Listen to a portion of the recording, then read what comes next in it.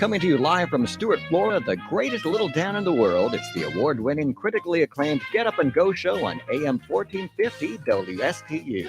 You're invited to call the show anytime at 772-220-9788. And now, broadcasting live from the palatial studios, here are your hosts, Evan and Bonnie. Thank you very much, Mr. Announcer. It is Tuesday morning, November the 23rd, 2 days away from Thanksgiving. I need a copious amount of coffee to keep me awake. Yeah, that's what most people need. What is it, the Twilight Zone? No, it's not the Twilight Zone. It's 2 days before Thanksgiving, you nut. What exciting new beginnings can we look forward to? Well, new exciting beginnings. Let's just say we can't discuss those on the radio. It's 6:07. It's now 6:07 a.m. 6:07 a.m. and we are off to warp speed 2 days before Thanksgiving. And Bonnie, Rachel brought the turkey home yesterday. That's all I got to say. And are you going to just keep it frozen since you're going to another residence to eat? Yes. That bad boy is huge. That's all I'm going to tell you. It's huge. So is it over 20 pounds? Keep going. 25 pounds? Keep going. Higher than that? Keep going. How big of a turkey? I've never had a turkey bigger than 25. We'll go to 28. Say. Keep going. Huh? 30?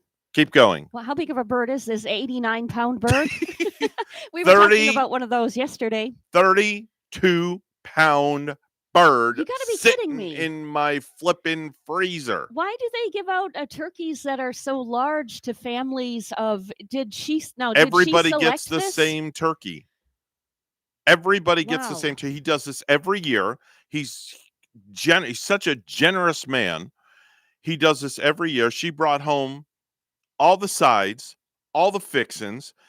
She brought home cans of yams, macaroni and cheese, French fried onion scrunchies. Now, did that all come from the school? Yes. Yeah? That's the way he takes care of his employees. That's amazing. Every employee got a frozen turkey. That's pretty generous. I haven't heard of that before. Now, how many people employed in that company? Quite a bunch. Yeah? He gets all the birds from Cheney Brothers. Okay. So, and there's a big sticker on the bird that says not for resale, not for public sale. I think I've heard of that brand before. Cheney Brothers. Well, Cheney Brothers is a food distributor. Yeah, I've seen it, or I've heard of it. I've seen it on trucks. That's where I've seen it. Exactly. Distributing trucks. This bird, now last year when we had a turkey a year before, our turkey had no legs. Really? Like, did he already? We had a legless turkey one year. Did he dislocate the legs before giving it, or I don't thing? Listen. I don't know. I don't ask questions. Yeah. We had a turkey that had no legs. Whoa. It was a legless turkey. That's a little strange. Maybe it was a turkey with a disability. I don't know. Hey, when you have that turkey, though, you can't forget to take out the the neck part? All the crap that's inside of it. Yeah, all the stuff that's inside. And some people, you got to reach in and just. Some people will cook it up and eat that. Yeah, I've heard of people. I think my mom even one time might have mixed it with her stuffing. Yeah. I'm not really that sure, but. So when Rachel came home, she said, hey, I need you to go get the bird out of the truck. And were you able to lift it? Almost got a hernia. You broke your back. Wow. It was sitting in the back of Rachel's truck in a cardboard box so it wouldn't get the seats all wet. And I said to her, how much does this bird weigh? And she goes, I don't know. I'm like, all right, go get the scale out of the bathroom. So she got the scale out of the bathroom. I got on the scale holding the bird. And you added it to your own weight? Well, here's what I did. And I'm not going to reveal how much the beginning and the ending weight is, because then I'll be giving my weight away. Yeah. Well, you're fine with that. So I got on the scale. I hope you didn't drop the bird on your toes when you got on the scale. No, you'd be missing a toe this morning. It was pretty slippery. So I got on the scale. And I was like, OMG. The numbers just kept going up. Oh, that's crazy. And then I took the bird off the scale and got on the scale without the bird. And I did the math and the subtraction. And it was 32 pounds. I'm like, you've got to be kidding me. And you have to de-thaw that for 4 or 5 days. You have to de-thaw that for a lifetime. Yeah. I gave my turkey in the refrigerator this morning the little finger test where you just kind of push your finger in and Yeah. dab in. And oh boy, I put it in just in time. That bird is thawing because I was able to do a little dabble. It's getting a little more soft. And we took it out of the freezer on Sunday. I do have a 20 to 24 pound bird. So I think I took it out of the freezer just in time. This bad boy is wide. This turkey is wide. I think I'm going to have to, when we're going to cook it at Christmas time. So I think we have to get like a custom pan because it just won't fit in your average. Like, you know how you buy the tin at the store to put the bird in to cook it in the oven? I think I'm going to have to get like 4 tins and cut them in half because I like to double the tin up. Yeah, you can get some pretty sturdy ones. I saw some huge sturdy tins in Winn-Dixie yesterday, and they even have like a little wiry thing underneath to kind of hold it. Yeah, hold the it handles. solid. The handles. So I'd like to use a double tin when we do the bird. Yeah, just you can because never be I too don't sure. want the juice or it breaking or going into the oven. Oh, so I'd rather use a double layer. I know, because that does make a sticky, it's gooey nasty, mess. nasty. And yeah, So gotta get some oven cleaner. Yep. So what I'm going to do is I got to buy 4 tins now, and I have to cut them in half and somehow make an extra wide tin to hold the bird. Because this bird, big, huh? I'm telling you, this bird is like this big, Man, Bonnie. I'm not kidding. Yeah, no, It's huge. I believe you because mine at the pounds I mentioned is huge already. I can only imagine how large that bird is. I've never seen a bird this big before in my life. So are people coming to Christmas? Are you inviting a number of people? That's another thing. To help you eat it? I don't know what we're going to do yet. I have to have a conversation with the wife. Yeah. Don't know what we're going to do. We are going to cook the bird regardless at Christmas. That will happen. Now, maybe we'll just have the kids over, just for the holiday. Yeah. Don't know if Delilah and Darren will come over because the baby is due right around that time. Wow. Yeah. So I don't know if we're going to subject them to coming over. I know they're going to want to probably stay home because I think they may be moving into their new home this weekend. I'm not sure. So maybe we'll just invite the kids over, maybe a couple of friends that we know, but not like everybody and their mother, so to speak. Yeah. Because just to keep it safe. Yeah. It's a little bit more comfortable usually when you have immediate friends and family dining with you. Not go crazy or nothing like that. I can't convince George to come down from Kentucky, so he's going to have to walk me through the process on cooking this huge, ginormous bird. And doesn't he make a mean stuffing usually too? Man, like no other. Mean is an understatement. Does he put sausage in it? Like, is it a sausage stuffing? I don't know what he does, Bonnie. He does everything from scratch. He even makes gravy from the juice that comes off of the bird. And the spaghetti sauce is like he won't open a can of Prego. No, he's the real tomatoes and the real. He's like a scratch kind of guy from scratch. There's a guy at work that's bringing to our potluck some stuffing with sausage, sausage stuffing, and I can't wait to try it. Yeah. I heard it's really good. I'm going to have to empty out the fridge when it's time to bring the bird in from the freezer. Yeah. Because we have this deep freeze out in the garage, a separate freezer that we bought probably, I want to say like a year or so ago. So I'm going to have to empty out the fridge or just not buy stuff and, go shopping for a week. Because the bird, it just won't fit on a shelf. Right. So I have to alter the inside of the fridge and take a shelf out so the bird will fit in the fridge. You always got to make those amends and adjustments. And yeah, like I cooked so much this weekend, like making 2 meals for the kids this weekend. I've been cleaning out my refrigerator too for the new arrival coming in, everybody flocking for Thanksgiving. Have you named your bird yet? No. A lot of people name their bird. Yeah. Yeah, I named ours. Really? Yeah. We named our bird's a female. Is it Jenny? Isn't there Jenny O turkey? There is Jenny O turkey, yeah. yes. But we named our bird Fluffy. Ah. Yeah, we named our turkey is called Fluffy. Not fat, Fluffy. Yes, exactly.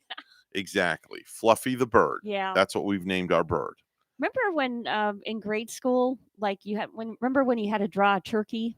Mm-hmm. And didn't you draw it with like you do a circle and then like 5 fingers? is how I used to draw my I remember turkey. something like that of doing that, but man, when I drew a turkey in school, it was bad. Really? Oh yeah, I butchered the turkey before it even got put in the oven to cook.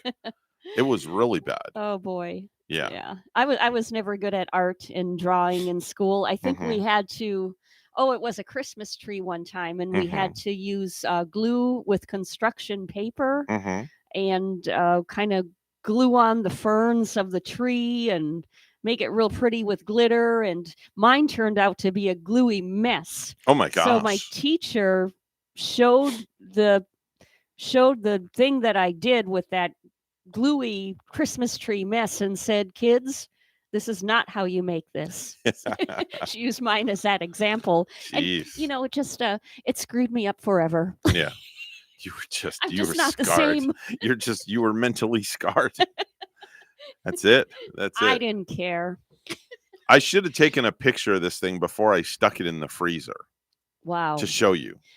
Because it's like I had to empty the freezer out to get it into the freezer. Because I keep my freezer very organized inside. I just don't throw things in there. Right. I like to keep mine too. Yeah. So I had to, and it's not your upright freezer that you open the door this way. The freezer we have is you lift the door up and it goes up like that. Oh, boy. So it's a deep freeze. And then you have to bend over and reach down into the deep freeze. Yeah, and your hand freezes. Well, you can feel the cool when you put your hand down there. Yeah. So the bird now is at the bottom of the barrel. Oh boy. And then to get the bird out of the bottom of the barrel. How are you going to do that? You got to get a net or something to gotta fish for it. I don't know. I may have to get a forklift. Yeah. Or something. Or maybe put Gavin in there and let him lift it out. Don't hurt your back doing it now. No, I mean, I literally, as I was setting it in the freezer, as I got close to the bottom, it like slid right out of my hand. Oh man! So it just like it's in there now. Gavin might be built for that, like Spider-Man or something. He's shove him in the freezer. Tall and kind of sleek and lean enough to kind of slither on down there and get that. Speaking of Gavin, I took him to lunch yesterday. We went and had Panda Express. So we go out to lunch, and we go into the restaurant. The weather's nice outside; it's warm, And then we come out of the restaurant, and the whole climate changed. In 30 minutes. Just from being in there that long? Yeah. Yeah. It got cold out. I didn't go outside yesterday. Was that yesterday afternoon? Yeah, we went to lunch like at 1:00 in the afternoon, and we walked inside the restaurant, and it was, I want to say it was like probably 79 degrees, 78 degrees. Come outside, and the temperature dropped like 10 degrees in the matter of an hour. 10 degrees in just that little time. That's and way I was weird. Like, wow, that was weird. So I drove home and I opened up all the windows in the house. I'm like, man, this is great. It feels good. Yeah. I know when I brought the groceries in yesterday too, there was like a breeze coming in. I kind of wanted to leave the door open, but they say there's a cold front coming down the tube somewhere. So well, I know that Thanksgiving Day we're going to have our highs in the upper 70s and no rain. Okay. So it's going to be kind of like a really nice kind of day. I hope the weather's nice in New York so they can have a nice Thanksgiving Day parade for everybody. So I hope it doesn't rain, hope it doesn't snow. Weather's going to be cold, but I'm hoping for a nice Thanksgiving Day parade. Because I think there's going to be a baby Yoda balloon or some sort of thing, like a Not sure. baby Yoda balloon. It's kind of neat to see what's in that though and watch it a while. Time now 6:21.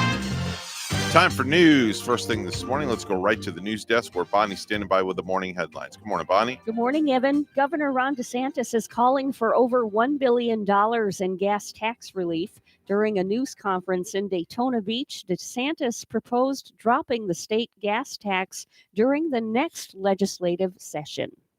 We're taking over 25 cents from Florida and we'll basically zero that out for as long as we can and do over $1 billion. That's going to make a huge, huge deal. The governor said, "We want to protect Floridians as much as we can against the inflation that we're seeing. 'Tis the season not to get ripped off," says Florida Attorney General Ashley Moody. Use a credit card rather than a debit card. Make sure to keep any receipts that will match your purchases so you can reconcile those when you get your bill to see if there has been illicit activity. Moody is talking up her agency's 2021 Holiday Consumer Protection Guide. It's free and available at myfloridalegal.com. In Port St. Lucie, a local free ambulance service said it was in its 11th hour, just about to have to shut down for good. WPTV's Megan McRoberts has the story. These are the four-wheel walkers. Donations are at the heart of the Port St. Lucie Volunteer Ambulance Service. The regular walkers. From the wheelchairs and crutches given to customers at no cost, to money raised to cover gas, maintenance, and operations for the ambulance and transport services. Keeping a diesel out running, going to and from, it's just too expensive. The rig and services have been paused since mid-August. COVID hit their donation pool. Rising gas prices aren't helping. And this month, Chief Tina Vasquez said they were preparing to pull the plug completely, closing up a more than 40-year-old service. What will it take to get you started back? That is until local pizza shop owner Scott Van Duzer told Tony DeFrancesco about the ambulance service's struggles. Tony owns Tri-County Enterprises in Fort Pierce and had means to help. And he asked me to come over and talk to you and help you get started over. Tina not having to see much to convince DeFrancesco to chip in. Monday, he handed her a $5,000 check. Here you go, ma'am. Thank you so much. You're welcome. With a promise to remain a source of support for the coming months. And we're going to see what we can do to get some more donations to them. DeFrancesco has seen the need for a service like this. Had to transport my mother back from the St. Lucie Medical Center to her house. So that just kind of hit home. And now Vasquez says they will immediately be able to start helping about 10 to 15 regular patients again, who otherwise didn't have the means to pay for the service elsewhere, provided here for free. Today was absolutely amazing. Megan McRoberts, WPTV News Channel 5. A Fort Pierce man has died after his motorcycle collided with a pickup truck in Martin County early Monday, according to the Florida Highway Patrol. The motorcycle was driving east on Southwest Martin Highway around 6 a.m. near the intersection of Southwest 66th Avenue when the pickup attempted to make a U-turn in front of it.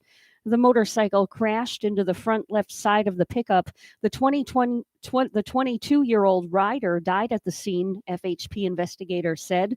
The pickup driver, a 65-year-old Stewart man, stopped on the west side of the highway after the collision. FHP did not name those involved in the crash. Well, lastly, if you haven't finished your Thanksgiving grocery shopping yet, be aware of some changes at Publix. The Lakeland-based company announced yesterday that it's restricting shoppers to just 2 items of many products. Publix blames high demand and supply chain issues.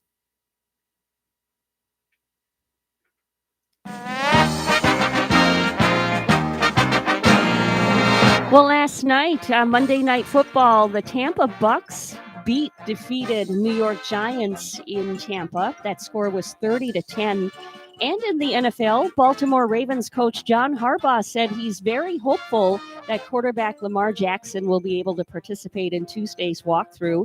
Jackson was sidelined from Sunday's 16-13 win over the Chicago Bears because of an illness. Tyler Huntley filled in for Jackson and guided a last-minute comeback for the Ravens, who lead the AFC North by a game. Our news time 6:25. We'll hear weather and traffic together next.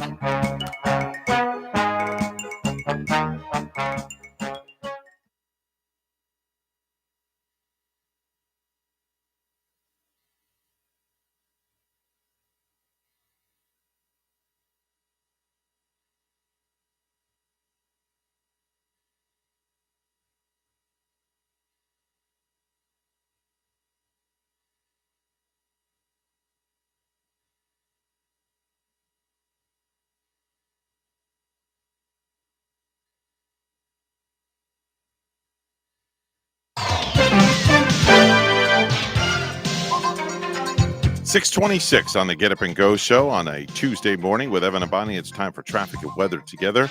Bonnie has the first look at the highways and byways. Bonnie? Yeah, and the highways are looking good on a Tuesday morning. So if you're waking up, you're heading out, you got to be there by 7. Well, you should arrive on time if you're traveling the Treasure Coast. Our major highways all up to speed, and US 1 looking good. There's your latest look at traffic. Under a clear sky in Stuart this morning, it's 60, and in Lillehammer, Norway, it's only 30 degrees. Here's our weather from WPTV. Your WPTV First Alert forecast calls for temperatures this morning in the upper 50s to low 60s under mostly clear skies.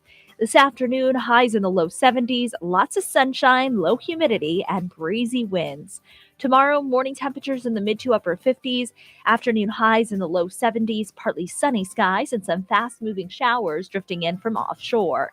For your Thanksgiving, a bit warmer in the morning with temperatures down to the low 60s, highs in the mid 70s, mainly dry with low humidity and a slim chance for an isolated shower. I'm WPTV First Alert meteorologist Katya Hall on WSTU AM 1450, Martin County's Heritage Station.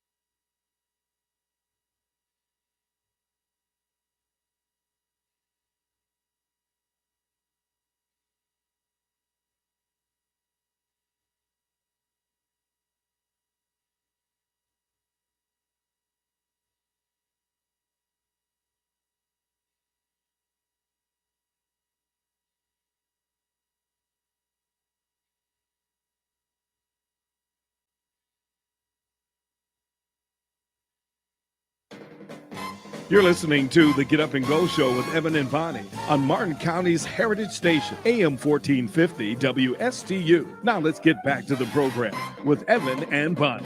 Time now is 6:30 on the Get Up and Go show with Evan and Bonnie. It's time to do one of our favorite segments. It's called Viral Videos.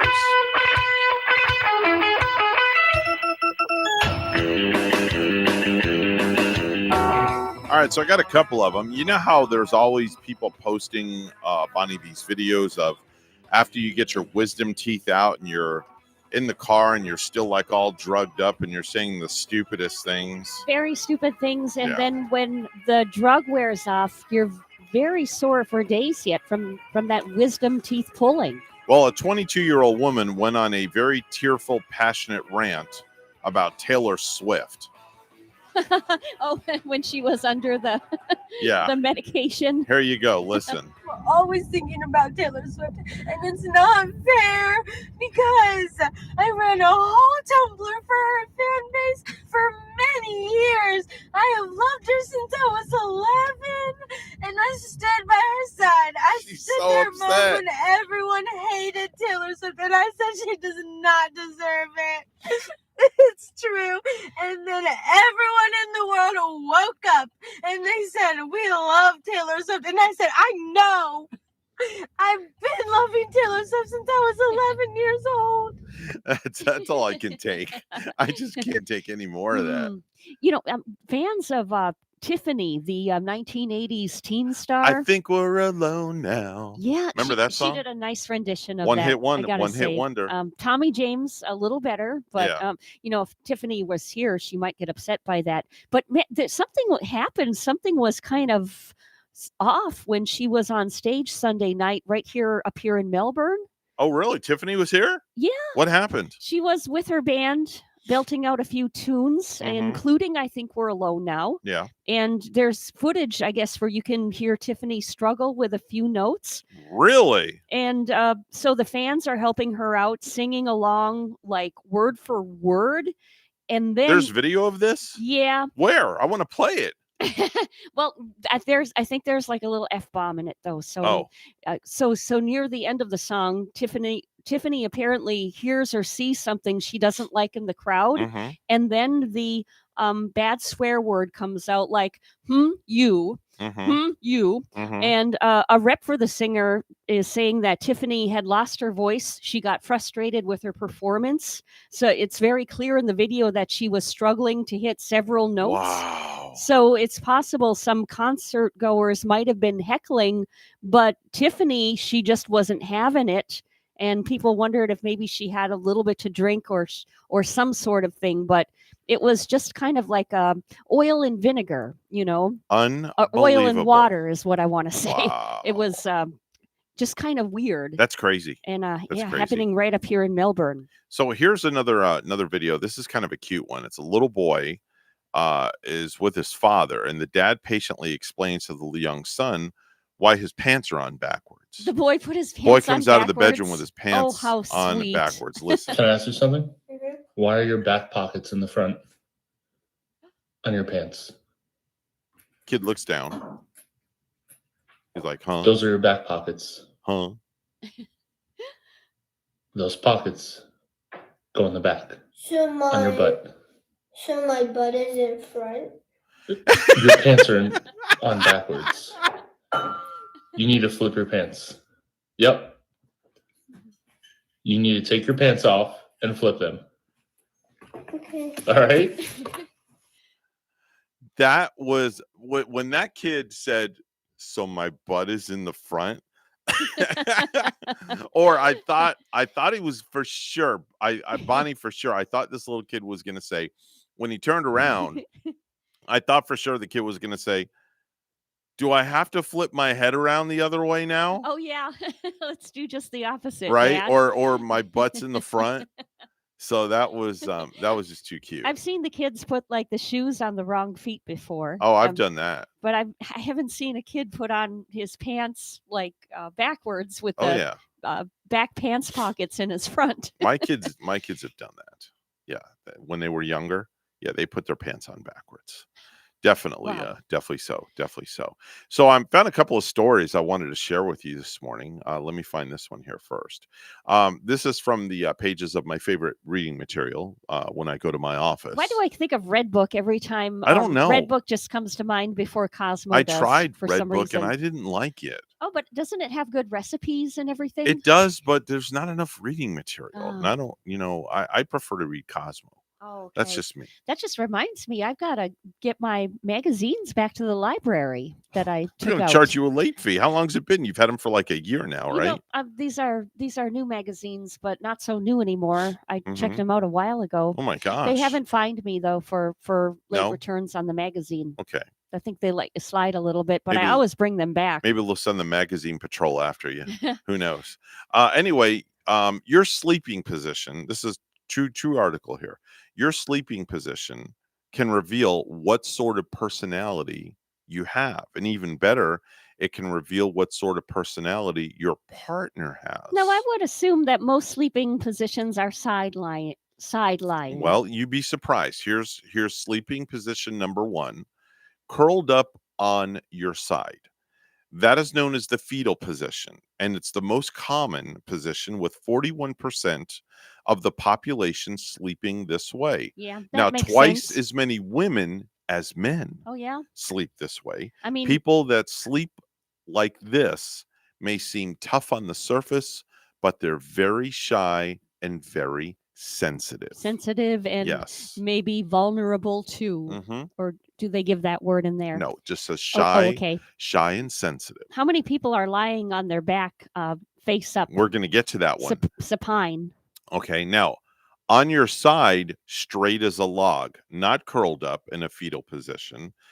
15% of people are space-saving sleepers, and they tend to be extremely trusting and very gregarious. Like, I try to keep my body straight sometime if I'm side lying, too, to leave room for my cat. Mhm. Okay.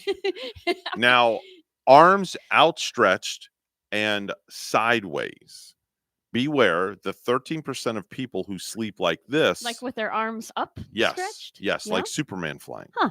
Are cynical and They're slow they're to cynical? they're cynical and slow to make decisions, Well, but once they do make a decision to commit, they are 100% sure. Glad I don't sleep that way then. Now, this is laying on your side with your arms, With your arms straight over kinda your straight head. up. Yeah. Yeah. That's well, you know, weird. I do that sometime with my arms coming up, but I curl them underneath my head like a pillow, you know? Like this. Yeah. Yeah. Okay. Now, if you're laying on your back with your arms at your sides, kind of like a T, 8% of people sleep like this. They are known as reserved and have very high standards. And taking up the whole bed, for Yeah, goodness well, that's sakes. true. Yes. They're knocking you out of the way, Exactly. their arms going above your face, Now, if your you're chest. if you're a belly sleeper, okay, with their arms wrapped around the pillow, 7% of people sleep like this. These are what's called the party animals. Party Really? animals. Oh. Yes. And if you're on your back with your arms over your head, extended out like this, the rarest of all sleep positions, only 5% of the population sleep this way. They also have a very rare quality. They are very good listeners. Interesting. Very, very good listeners. And where do they how do they come up with this research? I don't know. You know, I think some people like at Cosmo and some of these magazines, I bet they just sit in their office and make stuff up. I don't know. Fluffy stuff up. But here's another article. Okay. Okay. That came across. These are things that your auto mechanic will never tell you. Okay, things. Now, I'm not knocking your friend Tony, or I'm not knocking my friend Scott or anything like that. Right. This is just any auto mechanic in general, they say. They asked the question, have you ever been taken advantage of by an auto mechanic? Well, they say not to worry because it's not the first time that it's happened. But here's a list, and this is from the pages of AAA.com. 5 things that your auto mechanic will never tell you. Get a request for your estimate. Get a request an estimate. Always request an estimate. A lot of auto mechanics, when you go to the shop and you take the vehicle in for a repair and you just say, this is wrong, fix it, they won't give you an estimate automatically. Yeah. They'll just fix it and you never know what it's going to cost. But it's only common sense for you to ask for that estimate. Some people don't do that. I don't know who would be like, well, you know, money bags, you know, maybe, Yeah. you know, people that make a lot more money than Yeah. me might not ask. I always do, though, ask how much is this going to cost? You should always check the work order, which should clearly state a guarantee on the work. If not, ask the shop what type of guarantee is provided on both the workmanship and the parts. Okay. Number 3, if the mechanic is replacing something on the vehicle, ask for your old parts back. You legally have the right to get those parts back. If you want the old parts back. If you want the old parts. And you know what? That's not a bad idea to ask, because did he really replace the parts? Yeah, Think that's about it. true. Yeah, Think about then that you one. would have the proof in the pudding. Right? You got those old parts in your hand. Exactly. You're right, Evan. Exactly. That's a good idea. Number 4, you should always study your bill for doubled labor charges.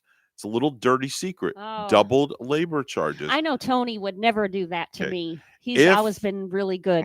If you're getting a new water pump and you replace the timing belt at the same exact time as the water pump, there's no additional labor to do the timing belt, just the additional cost of the part. Why? Because it only takes like 2 more seconds maybe can to do slip it- on that timing belt. You can do it right at the same time. Wow. Yep, you can do it right at the same time. And Oh, lastly, that's kind of a good one to know yeah. then. Yeah. Lastly, don't replace your tires until you do your very own tread test. Just because a mechanic tells you need new tires. I replace my tires when Gary tells me I need new tires. well- Sometimes he'll say, Bonnie, your tires are looking a little worn. Well, the way you do a tread test, it's really simple. It's called a simple penny test. Find the wear bar on the tire, insert the penny in the tread, In the tread, yeah. and then the less you see, See if the of penny Lincoln's disappear. head, the less you see of Lincoln's head, then the better the tread. Mr. Penny, won't you please disappear in there? Less I don't head, want to get new tires. Less head, better tread. There you go. Well said. Yes. Fred. I just kind of made that up. I just made that up That's awesome. off the top of my head. No pun intended. There I go again with another. If you stupid put a rhyme. penny under your vehicle and you drive over said penny, will Uh-huh. that penny be crushed more? No. No. No, Did you I ever don't think try so. it? No, but that's something I'm going to have to do. No, we got to try. Maybe I'll do that on the news break. I'll run outside and put a coin under my. Jeez. With the holiday travel looming upon us, we're in full swing. Everybody's going to the airports. A lot of people leaving today. A lot of people leaving tomorrow. I have the top 5 reasons that the TSA agent will creep you out as you go through security. Don't they always kind of creep you out Well, when they know some more so than others. if you put your hands out your side and you're going to get patted a little bit? Yeah, well, that's called the cheap feel. Anyway, the top 5 reasons that the TSA agent will creep you out this holiday season. Number 5, when you take off your shoes and put them through, he doesn't just look at them. He smells them? He smells them. Yeah. Boy, did you nail that one. Well, maybe he's not creepy. Maybe he just really wants to put you through the Got test. a foot fetish or something. Yeah, that would That's definitely funny. be a little creepy. An old shoe sniffing TSA agent. And then the TSA agent just passes out because the smell is so bad. Wow. Yeah, coming in at number 4, he literally just offered to carry you through the metal detector, to pick you up and carry you through that metal detector. Like a groom carrying his new bride. Exactly. He'll carry you through. Yep. Coming in at number 3, the TSA agent greets you with, quote, Roses? No. No. I'm like the guesser this morning. Nope, that's okay. Quote, okay, who's my next victim? Oh, wow. Yep. Yeah. That's to kind of give you an eerie feeling. Yep. Coming in at number 2, the actual name on his name tag actually says Grabby Copperfield. Copperfield. Yes, Grabby Copperfield. That goes along with Yep. what you just said when they make you spread your arms out. And number 1, there's the I Love Cavity Searches t-shirt that the TSA agent is wearing. Yikes. Yeah. So close your mouth. yes, Keep your mouth closed going through. That is the top 5 reasons that a TSA agent will creep you out at holiday time this year as you're traveling home for the holidays. I've never really even traveled much during the holidays. I've usually taken my trips in the summertime, traveling by airplane. I rarely have I gone home for like Thanksgiving and I thought about going and visiting my relatives in New York one year for Thanksgiving, but then I figured, it's going to be chaos at the airports. Yeah. Do I really want to get into all that chaos and mess and this and that and the other? And I'm like, you know what? The heck with it. I'll just go up north like in July, and when it's baseball season, take in a Mets ball game, go visit the relatives, and I don't have to buck all the cans of sardines. I might want to go up when it's still early winter, like I'm talking in February Oh, it's up a to great Wisconsin. time. That's probably a beautiful time of the year to go. I might want to go skiing. I'm kind of considering that would be kind of fun. Have you ever skied before? Yeah. Is it hard to learn? Because Gavin wants to go with Haley. Haley goes on ski trips, and Gavin wants to go, but I don't know. It's a little freaky at first, when you got the boots on and you got them in the skis and you're going down that hill for the first time. Yeah. It's a little tricky feeling. How do you turn? So they'll want to start on like a bunny hill, like a beginner's hill. We call it a bunny hill. And how do you turn left or right? Is there a steering wheel? well, you got to kind of like lean with your body. You lean with your body, and you do can you turn your feet? You can kind of turn your feet. Yeah. Yeah. You what can about snowboarding? parallel. Have you ever snowboarded? Snowboarded, I haven't done. No, but I think it's pretty cool that is it? When they do that, I've seen them jump with snowboards up at Whitecap Ski Hill where I grew up. But yeah, they should start on a very easy slope, like the intermediate. Usually they're coded by color too. You got your green is beginners, your blue is kind of like in between, and then a black diamond is like a mogully hill that's like the maybe creme de la creme. Made on a side of a mountain, and it's not very groomed, and that one you might not want to ski. My business partner for my entertainment company owns a condo up in Stowe, Vermont. Oh, way nice. up there. Yeah. Way up in the Northeast. It's got to be beautiful. And he sent me pictures of the lodge at Christmas time because he goes all the time. And he's invited me and Rachel to go. You should go up one year. It looks nice. There's nothing like it. And the best time of day, I think, is after you skied really all day and you're heading down that slope for it's a whole time, it's a whole resort. It's a whole resort. They take your skis for you. They put them on the slope. They do this, they do that, they do everything. I'm afraid that if I fall, I'm going to break a hip or something. That's my biggest fear because the bones are not as like flexible as you get older. Yeah. So and that's what I'm afraid of. Only you know your own body too. So it's something. Yeah, I'd be afraid. You could try maybe like a cross country ski, or just ski down a very small slope if you're going to do instead it for the of it first be time. like this, it can be like that or something. Nice and flat. Yeah, yes. just about flat, and have somebody pull me. There you go. Maybe he'll have a sled dog to do it. There you go. It's wow, Vermont. I didn't realize what time it was. Man, time goes by when you're having fun. 6:49. Let's get to the news. It's all brought to you by St. Lucie Jewelry and Coin. This segment of Bonnie has the headlines. Good morning, Bonnie. Good morning, Evan. Governor Ron DeSantis is calling for over $1 billion in gas tax relief. During a news conference in Daytona Beach, DeSantis proposed dropping the state gas tax during the next legislative session. We're taking over 25 cents from Florida, and we'll basically zero that out for as long as we can and do over $1 billion. That's going to make a huge deal. The governor said we want to protect Floridians as much as we can against the inflation that we're seeing. A Fort Pierce man has died after his motorcycle collided with a pickup truck in Martin County early Monday, according to the Florida Highway Patrol. The motorcycle was driving east on Southwest Martin Highway around 6 a.m. near the intersection of Southwest 66th Avenue when the pickup attempted to make a U-turn in front of it. The motorcycle crashed into the front left side of the pickup. The 22-year-old rider died at the scene. FHP investigators said the pickup driver, a 65-year-old Stewart man, stopped on the west side of the highway after the collision. FHP did not name those involved in the crash. Kyle Rittenhouse was spotted dining at a Florida restaurant Sunday, 2 days after he was acquitted of murder in Wisconsin.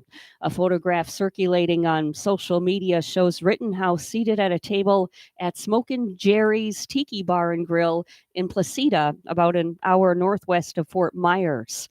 Florida Senator Joe Gruder's Sarasota, who is chairman of the Republican Party of Florida, told the Sarasota Herald-Tribune that Rittenhouse was in the Sunshine State for an interview with Fox News host Tucker Carlson that was broadcast last night. Carlson does have a home in Boca Grande. A unique experience was repeated for a Port St. Lucie Gwen Stefani fan. WPTV's Michelle Quesada has more.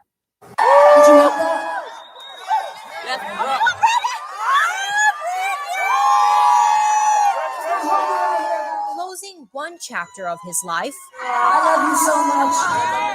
This is actually a famous person down here. Brandon Burford says he would have never gotten through grade school without Gwen Stefani. We follow each other. I watch you grow into that. So proud of you. When she pulled me up, that helped me through my whole school life. So I wanted to say thank you. A once-in-a-lifetime moment for Brandon Burford. This story goes back 6 years when Gwen spotted Brandon's mom's sign at a concert in West Palm Beach. My son was born from first to fifth grade. He would come home every day upset, but he'd go to his room, listen to your music, and smile. Get up here right now! After that moment, Brandon would never be the same. She helped me believe in myself. She made me feel more confident about myself. A sweet escape. On his worst days, Gwen's music, Brandon. As soon as I turned it on, I felt better already. With Gwen's advice, and not to change for anybody, Brandon graduated high school this year, his cap capturing Gwen's essence. And at her recent Las Vegas concert, Brandon grabbed her attention again. You're such an example of someone that just said, you guys, look at what I am. It was crazy. When I went up, I felt like I was dreaming. Funny. Back in Port St. Lucie, his room filled with memorabilia and all things Gwen. That's her Las Vegas show called Just a Girl. To keep reminding Brandon, long after high school, he's not just a boy, he's whatever he wants to be. She changed your life. Yep. A lot. Forever. Michelle Quesada, WPTV News Channel 5. Well, lastly, a permanent memorial to Gabby Petito is now in place in Southwest Florida. A bench dedicated to the murdered 22-year-old sits near City Hall in Northport. That's where Petito lived with her fiancé, Brian Laundrie, before she was killed while the pair was on a cross-country trip.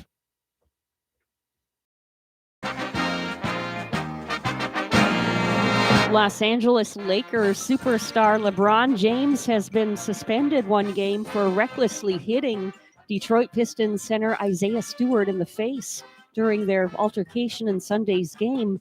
Stewart has been suspended 2 games for escalating an on-court altercation by repeatedly and aggressively pursuing James, who will serve his suspension on Tuesday when the Lakers visit the New York Knicks at Madison Square Garden. News time 6:54. We'll have weather and traffic together next.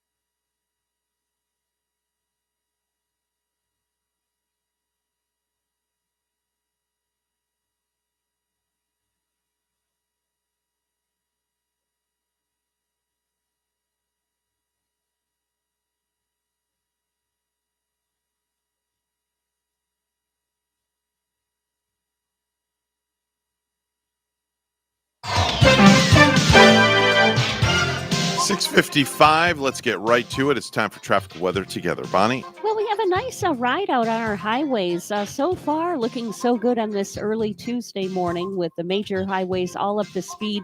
Martin and St. Lucie counties, everything looking fine. And if you see traffic, give us a call. We're right here at 220-9788, 220-WSTU. It's a cool 58 with a breeze this morning in Port St. Lucie. In Iron Belt, Wisconsin, up where I grew up, it's only 14 above. Here's more on our weather at WPTV. Your WPTV First Alert forecast calls for temperatures this morning in the upper 50s to low 60s under mostly clear skies. This afternoon, highs in the low 70s, lots of sunshine, low humidity, and breezy winds. Tomorrow, morning temperatures in the mid to upper 50s, afternoon highs in the low 70s, partly sunny skies, and some fast-moving showers drifting in from offshore. For your Thanksgiving, a bit warmer in the morning with temperatures down to the low 60s, highs in the mid 70s, mainly dry with low humidity and a slim chance for an isolated shower. I'm WPTV First Alert meteorologist Katya Hall on WSTU AM 1450, Martin County's Heritage Station.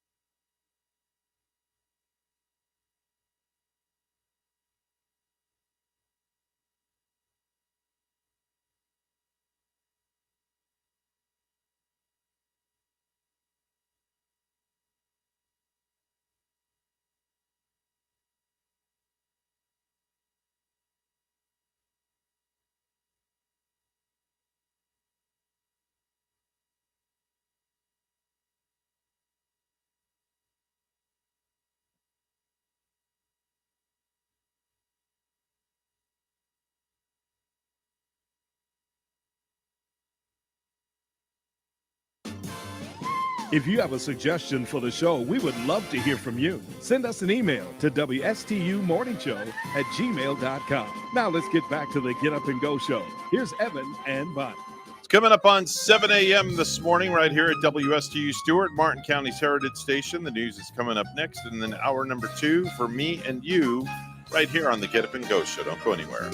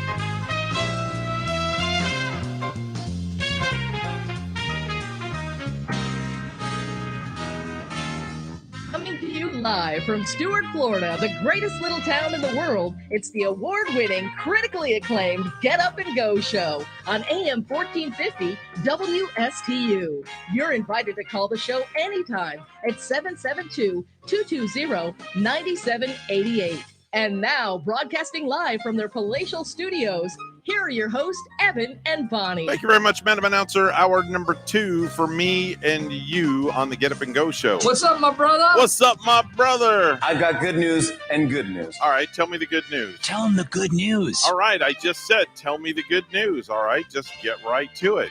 It's 7:08 this morning. Mr. Clock, would you do the honors, please? It's now 7:08 a.m. 7:08 a.m. on the Get Up and Go show with Evan and Bonnie. It's the Tuesday morning edition. We thank you so much for joining us on this day before, 2 days before Thanksgiving, where everybody's going to be with their families and celebrating and getting back to some sort of normality this year. I think so. I think more and more families are, getting back together.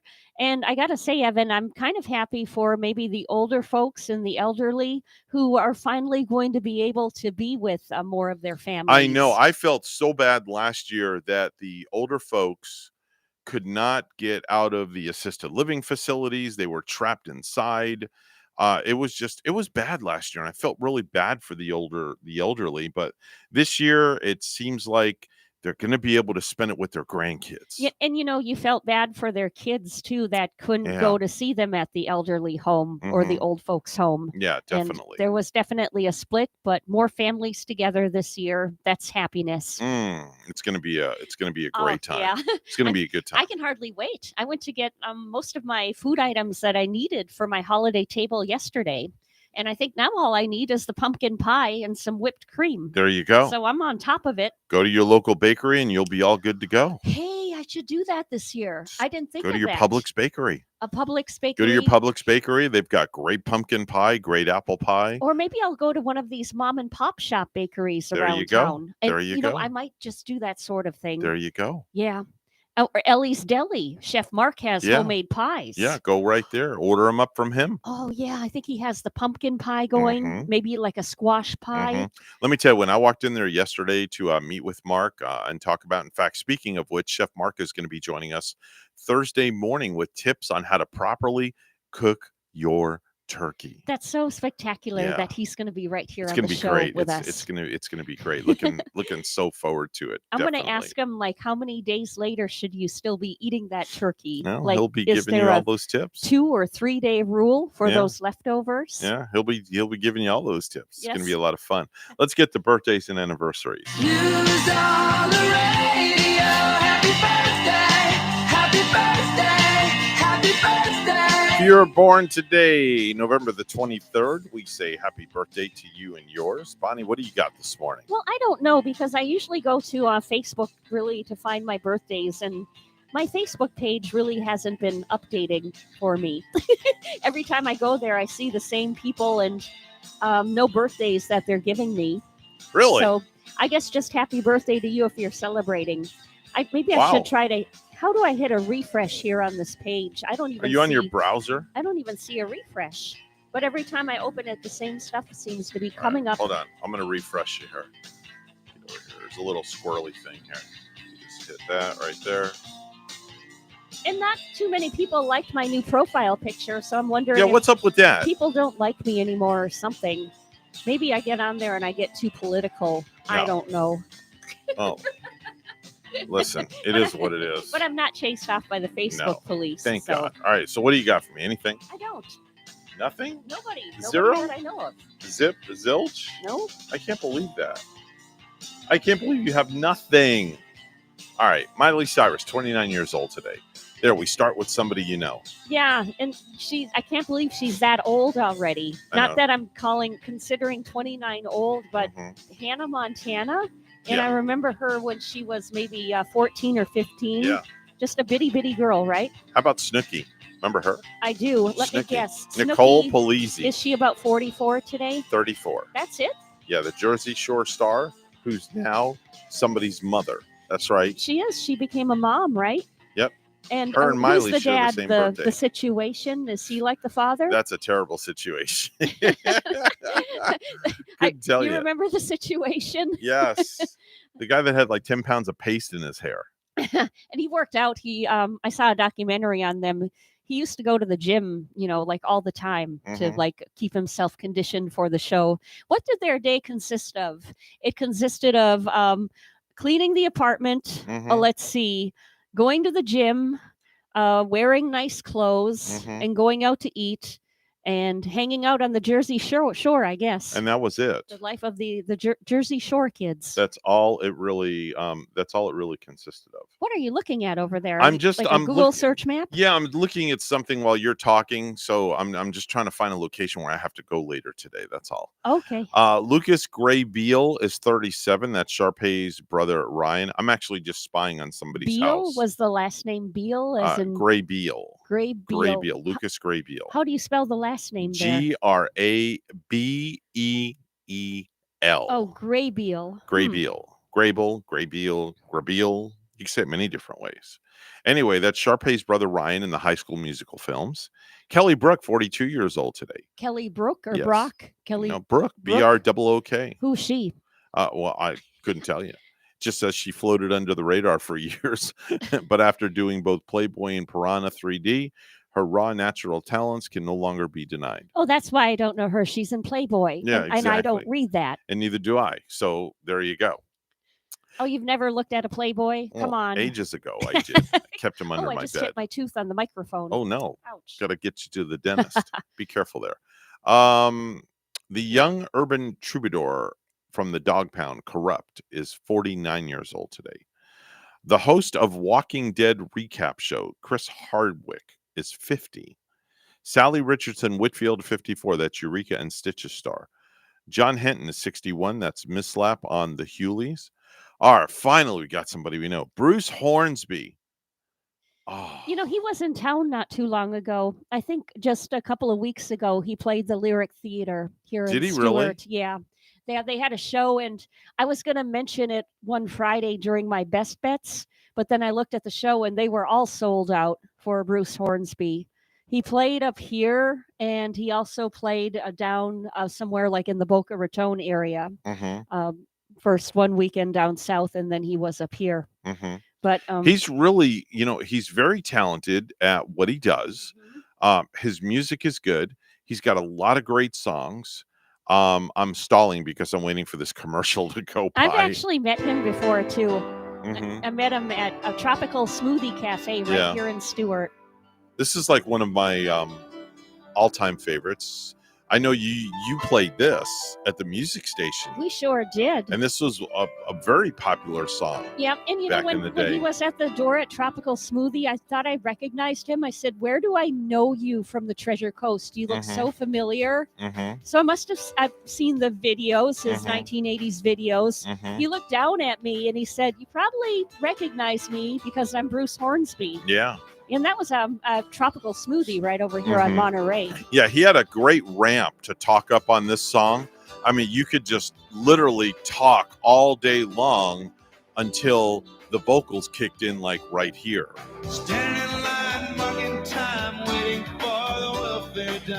Such a great tune. Yeah. Many, many hits. He had Mandolin Rain was another one of his hits, I think. So he had quite a few good hits. Yeah, there. I kind of like that genre of kind of like a country music, kind of like a John Mellencamp, Bruce Springsteen sort of feel. He's 67, by the way, just so you know. 67 years old. Yep. He was a good-looking man, too. He had like the, when I saw him in person, he had the curly black hair, kind of like a Greg Brady. And yeah, it's not black no more, I bet. Nice blue eyes. A good-looking fella, Bruce Valanche is 73 years old today. He used to write jokes for the Oscars. That's the guy that wrote all the jokes for the Oscar Awards. Really? Oh, yeah. So he writes all of the material for the people that are hosting the Oscar Awards. Yes. How old is the guy? Let me see here. Valanche is his last name. Let's see here. 73. Yeah, that's pretty interesting. Yeah. Yeah. He also was a regular on Hollywood Squares. Oh. Looks like a Muppet. lost a succulent 20 pounds on Celebrity Fit Club 3 and was in the 1984 cinematic classic Ice Pirates. Oh, so he lost all those pounds. Oh yeah, I see a picture of him here. Yeah. He does look quite heavy there. Mm-hmm. Yeah. Mm-hmm. Bonnie, double chinned going on and Yeah. everything is what I'm saying. I Thank- mean, really heavy. thank God he's not a triple chin guy. How much did he lose on that I show? think 20 pounds 20 or something pounds? like that. Yeah. Yeah. Well, he should lose more. Today, okay. I'm just All saying. right, there, Miss Fitness Guru. There you go. It's National Cashew Day. So make sure and munch on all the delicious info about the America's popular partying nut, cashews. Keep those away from me, please. Oh yeah, you're allergic to the nuts. Cashew though, not my favorite nut. I think the pistachio is. I know a few nuts in my life. Not going to mention their names. It's Fibonacci Day. What? That's right. It's Fibonacci Day, also known as Leonardo of Pisa and Leonardo Fibonacci. Leonardo Bonacci invented a pattern of counting that continues to influence math and technology today. That's what Fibonacci is all about. Is that like an Italian math system or something? I couldn't tell you. Because I don't recognize that. Neither do I. I just read what's in front of me. It's also Eat a Cranberry Day. Ready to dive into all the cranberry deets? Well, there you go. Get some cranberries and just dig away. I don't like cranberries like that.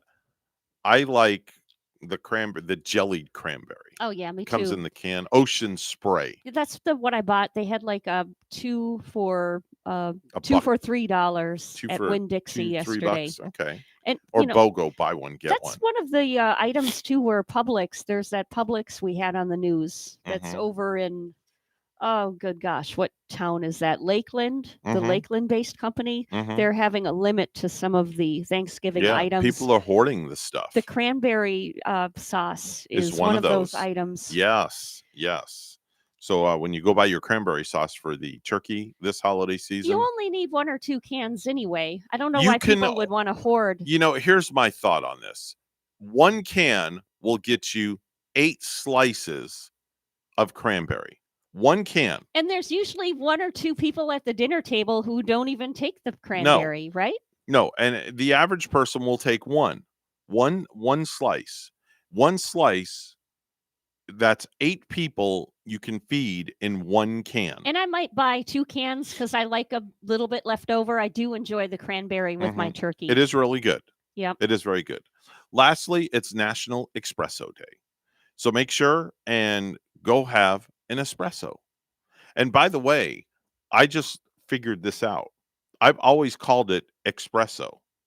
It's not espresso. It's espresso. It's yeah. espresso, man. It's one of those words where people get wrong every time. Because if I would say it right away, I would say espresso too. Espresso though. Yep, definitely so.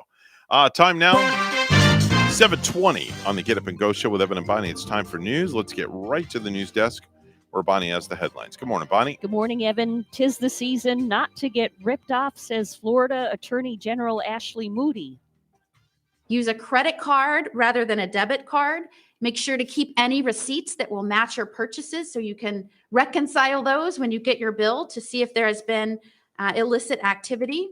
Moody is talking up her agency's 2021 Holiday Consumer Protection Guide. It's free and available at myfloridalegal.com. In Port St. Lucie, a local free ambulance service said it was in its 11th hour, just about to have to shut down for good. WPTV's Megan McRoberts with the story. These are the 4-wheel walkers. Donations are at the heart of the Port St. Lucie Volunteer Ambulance Service. The regular walkers. From the wheelchairs and crutches given to customers at no cost, to money raised to cover gas, maintenance, and operations for the ambulance and transport services. Keeping a diesel out running, going to and from, it's just too expensive. The rig and services have been paused since mid-August. COVID hit their donation pool. Rising gas prices aren't helping. And this month, Chief Tina Vasquez said they were preparing to pull the plug completely. closing up a more than 40-year-old service. What will it take to get you started back? That is until local pizza shop owner Scott Van Duzer told Tony DeFrancesco about the ambulance service's struggles. Tony owns Tri-County Enterprises in Fort Pierce and had means to help. And he asked me to come over and talk to you and help you get started over. Tina not having to see much to convince DeFrancesco to chip in. Monday, he handed her a $5,000 check. Here you go, ma'am. Thank you so much. You're welcome. With a promise to remain a source of support for the coming months. And we're going to see what we can do to get some more donations to them. DeFrancesco has seen the need for a service like this. Had to transport my mother back from the St. Lucie Medical Center to her house. So that just kind of hit home. And now Vasquez says they will immediately be able to start helping about 10 to 15 regular patients again, who otherwise didn't have the means to pay for the service elsewhere, provided. Absolutely amazing. Megan McRoberts, WPTV, News Channel 5. If you haven't finished your Thanksgiving grocery shopping yet, be aware of some changes at Publix. The Lakeland-based company announced yesterday that it's restricting shoppers to just 2 items of many products. Publix blames high demand and supply chain issues. More than a dozen families of victims of the Parkland school massacre have reached a settlement with the Justice Department. The families sued the department and the FBI for not acting on tips warning about the shooter who took the lives of 17 people at Stoneman Douglas High in 2018. The U.S. Coast Guard is celebrating a huge Thanksgiving haul as $504 million worth of illegal drugs was offloaded yesterday at Port Everglades. About 26,000 pounds of cocaine and 3,700 pounds of picked up from multiple Eastern Pacific Ocean interceptions. A permanent memorial to Gabby Petito is now in place in Southwest Florida. A bench dedicated to the murdered 22-year-old sits near City Hall in Northport. That's where Petito lived with her fiancé Brian Laundrie before she was killed while the pair was on a cross-country trip. And lastly, NASA is set to launch a spacecraft from California on Tuesday night to smack head-on into an asteroid next fall in an effort to understand how humanity could prevent such a space body from colliding with Earth. Elon Musk's SpaceX plans to launch the DART mission, or Double Asteroid Redirection Test, on a Falcon 9 rocket from Vandenberg Space Force Base at 10:20 p.m. The spacecraft, about the size of a refrigerator with longer solar panels, will travel about 7 million miles to the Didymos asteroid system, where it's expected to crash next fall. Didymos poses no threat to Earth.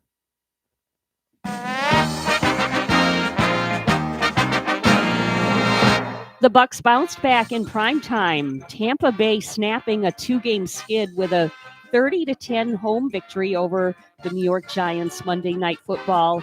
Tom Brady threw a pair of touchdown passes, and head coach Bruce Arians said the Bucks defense stepped up.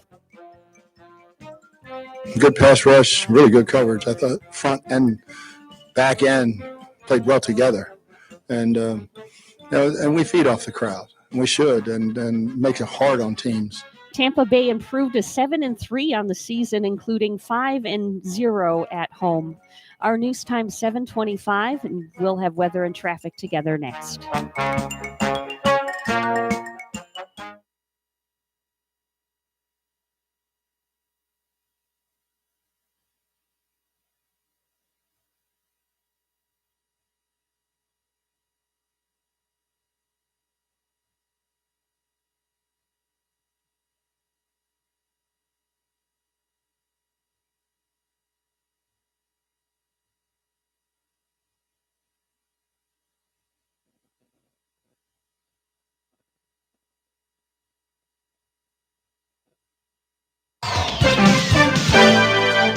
$7:26 right now on the Get Up and Go show with Evan and Bonnie. It's time for traffic and weather together.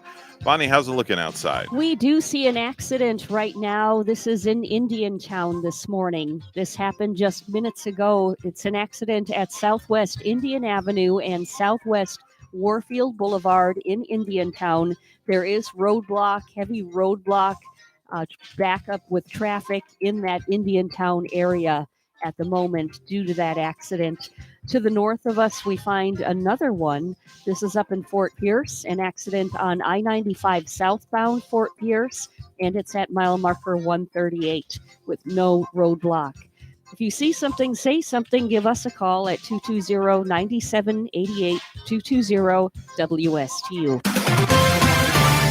62 right now under a clear sky in Jensen Beach.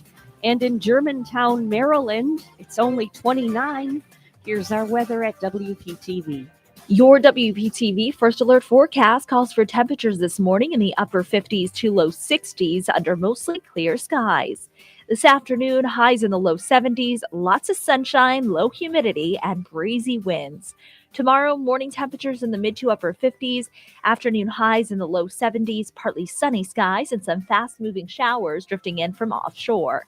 For your Thanksgiving, a bit warmer in the morning with temperatures down to the low 60s, highs in the mid 70s, mainly dry with low humidity and a slim chance for an isolated shower. I'm WPTV First Alert meteorologist Katya Hall on WSTU AM 1450, Martin County's Heritage Station.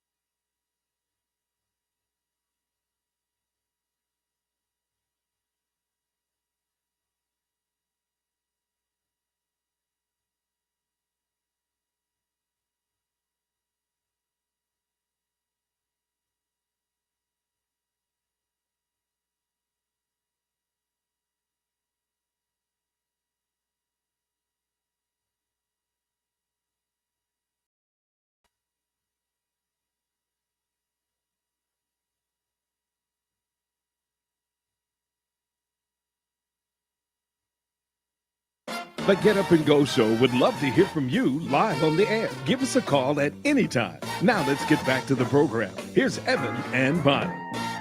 This is not headline news. Miley Cyrus turns 29 today, but her elderly barfly voice turns 86.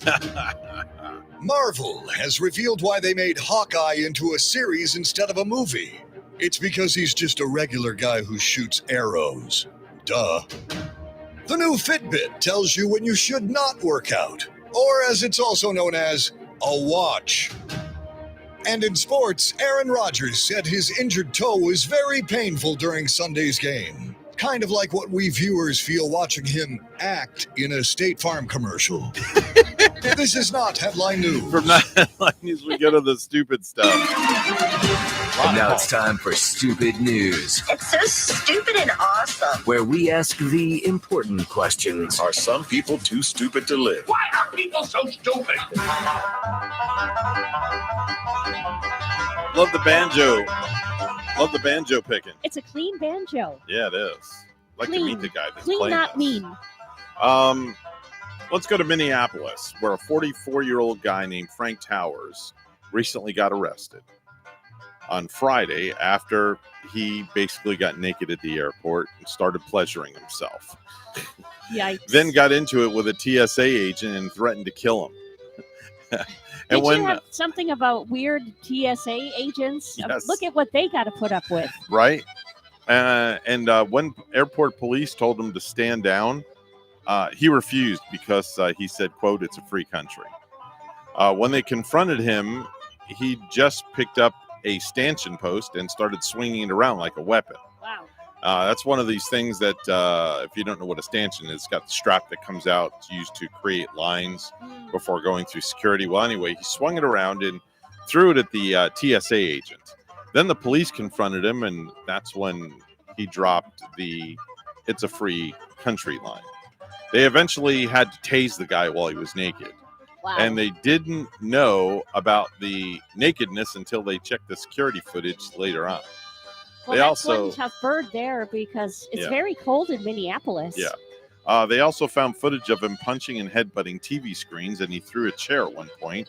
He's now facing felony charges for threats of violence and fourth-degree assault. Well, if you were at the airport that time waiting to get on your plane, you would have had some entertainment, Yeah. I guess. I would say so. I would definitely say so. But note to self, when you go to TSA, don't get naked.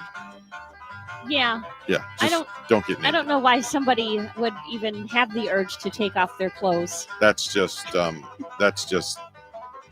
ridiculous. Completely ridiculous. Hopefully they gave him a blanket or a towel before he went on the plane. Why would they even let him go on the plane after he was naked? Anyway, all right, here we Who go. knows? Let's go to South Rockford, Michigan. Okay, where renting a hitman from a website called Rent a Hitman may not be your best option. I heard about this website before. They had like a whole documentary on it on the ID channel. Well, in South Rockford, Michigan, 52-year-old Wendy Lynn Wine pleaded guilty recently after she completed a service request on the site last year saying she wanted her ex-husband dead because he stole money from her and she preferred not going to jail. Now, of course, the owner of the fake website immediately contacted the state police, who sent an undercover detective posing as a hitman to meet with Miss Wine. She gave him relevant information about her ex's habits and paid him a $200 down payment for the hit with a promise of $5,000 later on. Yeah. And what's happening is people are being hit by this and they're paying for this site maybe to hire a hitman who's not really there. And so they're sending their money and expecting that person to be killed, that they want killed. But the hitman isn't hitting. Instead, he's turning these people in.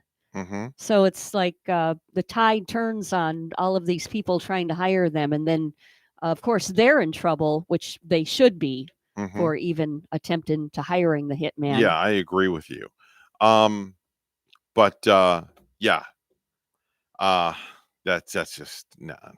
Why would you do that? That's just ridiculous. And in this day and age, it isn't so sad that we've come to a point where with new technology that there is a site where you think you can hire a hitman. Yeah. It's sad. I hope my wife would never hire a hitman to knock me off because, I'm worth a little money. Not a lot, but just a little. I don't think she'd ever do a thing like that. No, I don't think so. I don't think she'd have any reason to No. do a thing like that. She better not, otherwise she won't get all her Christmas Unless gifts. she wants some, the inheritance and what I got you're lots leaving. I got lots of life insurance. They always say follow the money. Thanks. Just what I needed. Hi, good morning. You're on the radio. You're worth more to me alive than you are dead. Well, a huge sigh of relief. Boy, I feel better now. Glad you called. Thanks for clarifying that. Now Evan can go on with his day not being so scared. Yeah, I can continue the show now. Wow. Okay. That is the most ridiculous thing I've heard. HireAHitman.com. Yeah, HireAHitman.com. That's the website. Who in their right mind Yeah. would not think that's set up? Well, it's Rent a Hitman. It's rentahitman.com. Whatever. Rent a Hitman, hire a hit. Who in their right mind? There's a lot of ill-fated people. Yeah. A lot of greedy people. Yeah. That probably would do this sort of thing. Yeah. Unfortunately. Yes, they don't want to see their spouse around anymore. I highly do not endorse going to rentahitman.com. No, and usually it is about the money. Yeah. They got big dollar signs in their eyes. Yeah. Definitely. Not enough love in their heart. Only loving those dollar signs. I told Bonnie about our 32-pound bird yesterday. Yeah, I think this is the biggest turkey we've gotten. Yeah, I told her we're going to have to get a custom-made pan to cook this thing in because it's too damn wide. I've never heard of a turkey being that big before. Yeah, I've never had a turkey that large. Well, not even growing up with maybe mom we'll and invite dad. you and Gary over for Christmas dinner this year. Maybe you'll have to send some bird. We could feed all the employees of WPSL and WSTU. I this year. have to step out momentarily because I'm going to lose suds. Oh, okay. I have to charge my computer. Oh. So I got to go get a little business cord. Oh, okay. Go get your cord. Well, I talked to my wife on the air, but Bonnie stepped out to go get the power cord for her computer. Gotcha. So anyway, I'm going to continue to read the next stupid news story and maybe let you comment on it. There's a man charged with running a scam that cheated a woman out of more than $80,000, missed a recent court date, and was supposed to be rearrested. Now, the man's attorney told state's attorneys that he received a death certificate in the mail saying that his client died from complications of malaria in Congo, where he was where he has family. So his attorney says that it's going to be impossible for his client who's been dead for months. So how can you charge a man for running a scam that cheated a woman out of 80 grand when the guy's already dead? Guy got a notice in the mail to appear in court. How about that one, Bonnie? Wow. So she is out $80,000. She's out $80,000 and the guy's dead. What did he do to scam her like this? Don't know. So he legitimately scammed her? He legitimately scammed her. $80,000 is what he did. And he missed his court date. He got arrested. He got arrested. He was out on bail and he got an order to appear in court, but he missed his court date. So he was supposed to be rearrested because he missed his court date. And the guy's attorney told the state attorney's office that the attorney got a death certificate in the mail saying that his client died from complications of malaria. So I guess. What state was this? This is in the Democratic Republic of Congo. Yeah, this is in Congo. I'm sure that things aren't that lawful either in the Congo. That's like a really dangerous place. Well, here's the thing. He died, so now he doesn't have to go to court. So I guess the Lord sentenced him for what he did. Could be. And he paid the ultimate price. That could very well be. He got his own death sentence. $80,000. $80,000. Who has $80,000 to scam from in the Congo? Maybe she joined she used rentahitman.com. Who knows? Yeah. Who knows? Here's another story. A bunch of women were brawling outside a bar in Louisiana this past Friday, and the police had to break it up. It happened in the town of Houma, about 45 miles southwest of New Orleans. One of the women was a 36-year-old named Michelle Smith. And when one of the cops stepped in to stop the fight, Michelle latched onto him and bit off his ear. Yes, bit off his ear. According to police, She bit another Mike Tyson. Oh, yeah, there you go. According to police, she bit off, quote, a large portion of his right ear and bit it completely off, and then she fled the scene with the ear in her mouth. Was she drunk? I'm sure. Last we heard, police were still looking for the lady. They issued a warrant for her arrest and plan to charge her with second-degree battery once they catch her. The police officer who was bitten was taken to the hospital. It's not clear if the doctors are able to reattach that part or not, because they can't get the digit back because awful, the lady though. had it in her mouth and she ran. Oh, how awful. Could you imagine like being without your ear? Yeah. I would always be like feeling the side of my head like, yeah, gosh, where's my ear? Like Rachel said, maybe they know Mike Tyson. Who knows? Anything's possible. Right? Yeah. Right. Anyway. I don't understand people. I really don't. Well, neither do I. There's people in my life that I still don't understand, that I don't even know why are on this face of the earth, but that's besides the point. Mike Tyson likes to eat sweet ears of corn. Oh, gosh. He went to eating those. I guess. From human, besides human ears. Some sweet ears of corn. Something of that sort. Anyway, we got to run. We got to get to news. Have a wonderful day. And if I remember, I'll take something up for dinner. If not, it'll just be a potluck like we did last night. I did something last night. I just took out a couple of chicken breasts and we just I made myself, I baked a chicken breast last night and I put it between two pieces of bread, piece of cheese, mayonnaise, and made a chicken sandwich. Sometimes that's all you need. And Rachel had the other chicken breast. She put her own little, whatever. She has this big, huge thing of breading, Italian seasoning. She put it on there, baked it in the oven, and she ate a chicken breast. I do that with fish too. I'll make a fish fillet sandwich out of salmon, which is like one of the healthiest things you can eat. But that between bread and lettuce and some mayonnaise, a little bit of provolone, boy, you got yourself a good fish sandwich too. There you go. Nothing like it. Remember Arthur Treacher's? Arthur Treacher's used to have great fish sandwiches. I've heard of them, but I've never had them before. Did we ever have one here in Stewart? I don't know. Rachel, do we ever have an Arthur Treacher's anywhere? Do you recall? I've never even heard of them. Oh, they're really good. Is it? I wonder if that's like a New York thing or like a Upper East Coast sort of thing. I'm not sure. Arthur Treacher's Fish and Chips is what it was called. Oh, man. Yeah, it was really good. That's like one of the few places I would go that I would eat a fish sandwich. There's this new seafood place in Port St. Lucie where I want to go. All right, what's it called? It's called the Crab House or something like that.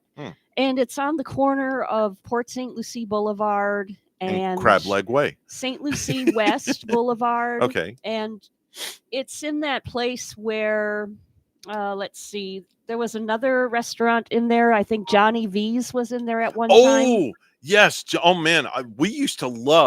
Rachel and I used to love going to Johnny V's. Yeah, when it was in tradition. They were good. It was really good. And then he sold and he sold and he moved and he sold and now he's no longer around. He served up some good sandwiches too. Oh, man. He had good Italian food. I remember having like a bagel fish sandwich one time at Johnny V's. It was amazing. He had good food.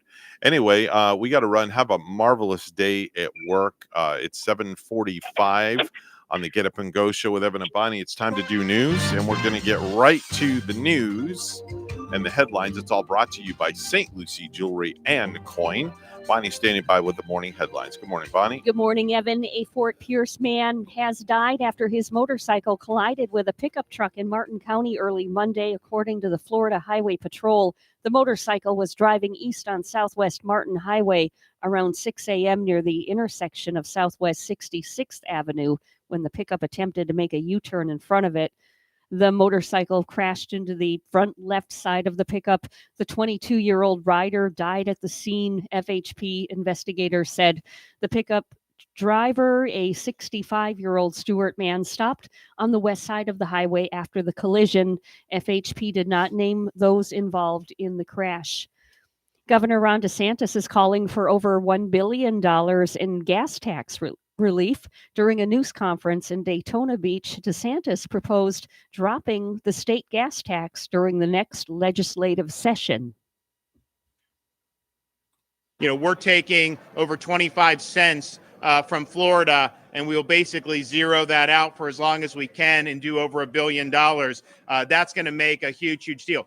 The governor said, "We want to protect Floridians as much as we can against the inflation that we're seeing." Kyle Rittenhouse was spotted dining at a Florida restaurant Sunday, 2 days after he was acquitted of murder in Wisconsin. A photograph circulating on social media shows Rittenhouse seated at a table at Smokin' Jerry's Tiki Bar and Grill in Placida, about an hour northwest of Fort Myers. Florida Senator Joe Gruder's Sarasota, who is chairman of the Republican Party of Florida, told the Sarasota Herald Tribune that Rittenhouse was in the Sunshine State for an interview with Fox News host Tucker Carlson that was broadcast last night. Carlson has a home in Boca Grande. A unique experience was repeated for a Port St. Lucie Gwen Stefani fan. WPTV's Michelle Quesada has more.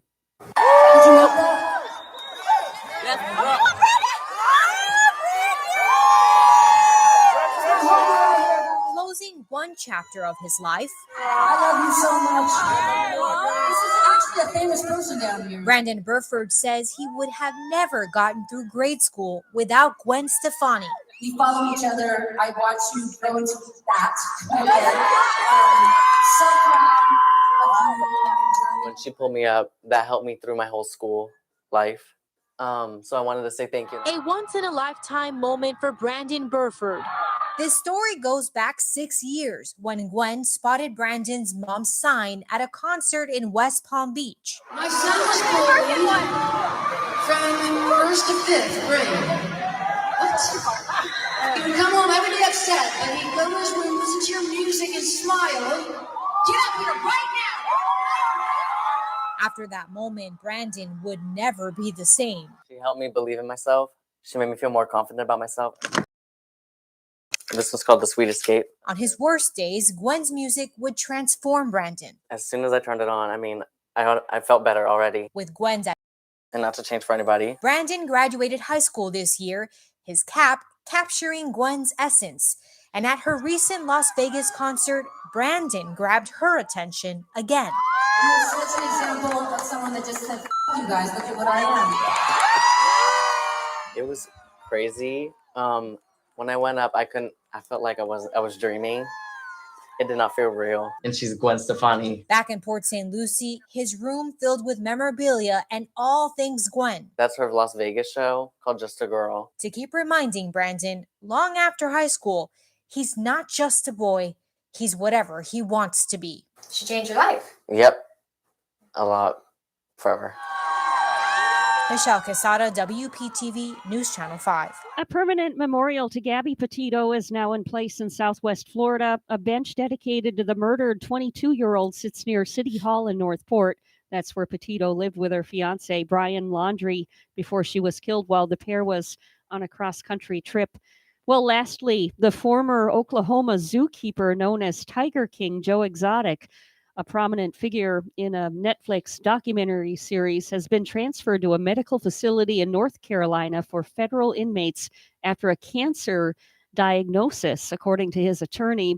Joe Exotic, whose real name is Joseph Maldonado Passage, was flown on a plane to be transferred from a federal medical center in Fort Worth to a federal medical center in Butner, North Carolina, late Tuesday or early Wednesday, defense attorney John Phillips said in a statement. Phillips said Maldonado Passage told him that he had been diagnosed with prostate cancer and was getting medical treatment and tests for a host of issues.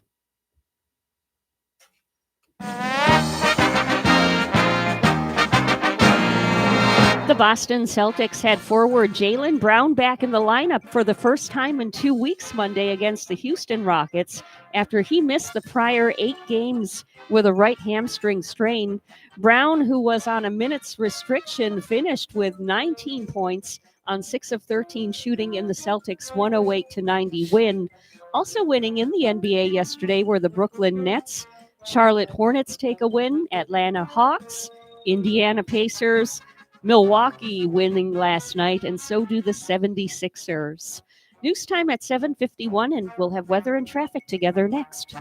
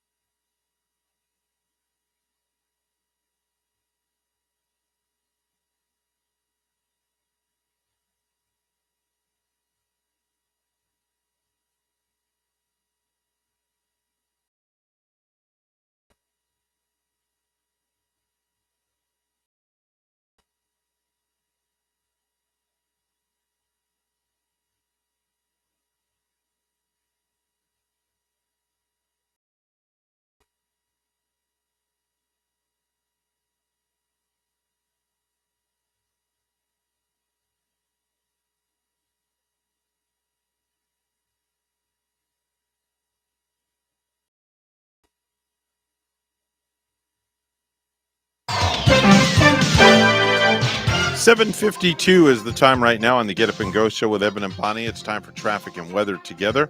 Bonnie, what's going on outside? Well, big things going on. A lot of activity to the north of us as there's a vehicle crash with injuries, and this is on I-95 southbound at mile marker 138 up in Fort Pierce.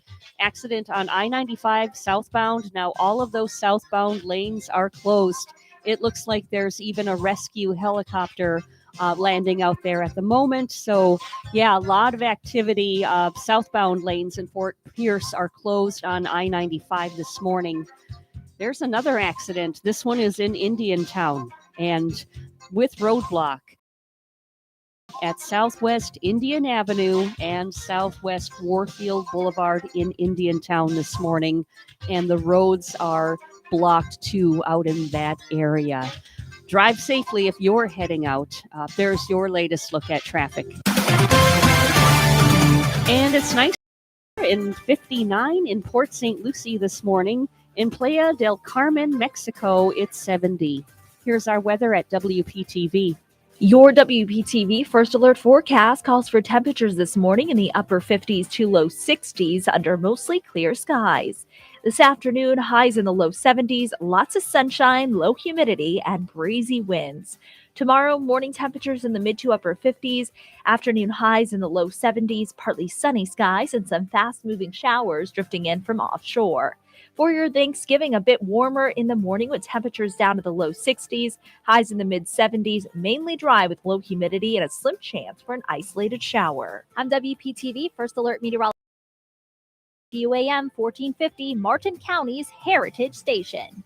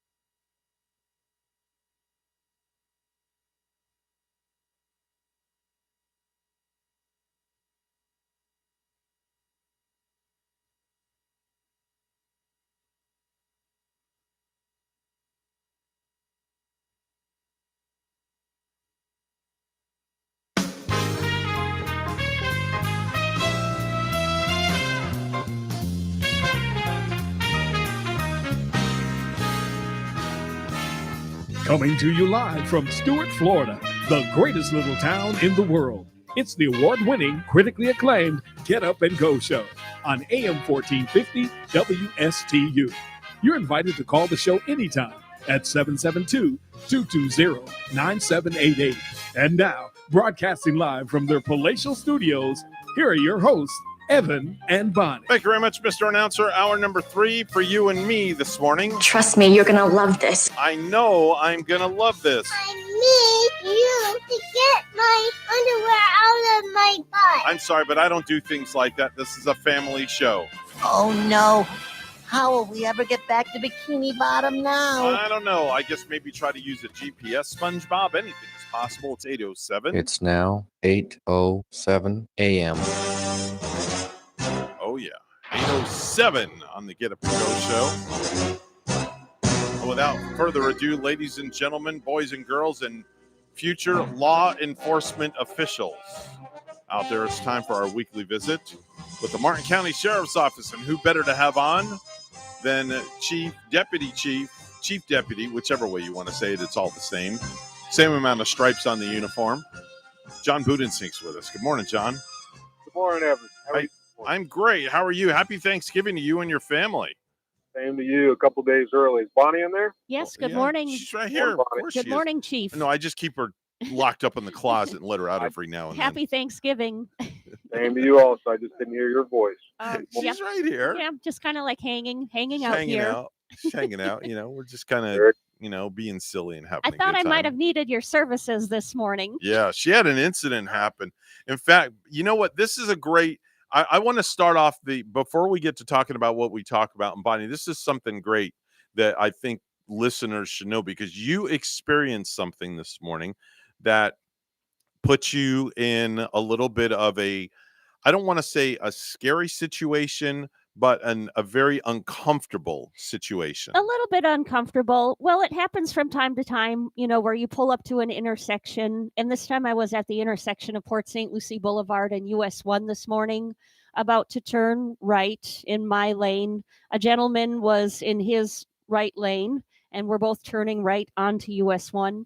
You get that little smile from a fella once in a while, which is harmless, so you smile back, and it should be harmless. But he seemed to kind of like ride an uncomfortable amount of time on US 1 all the way here to the radio station this morning, kind of like neck and neck with me, you could say.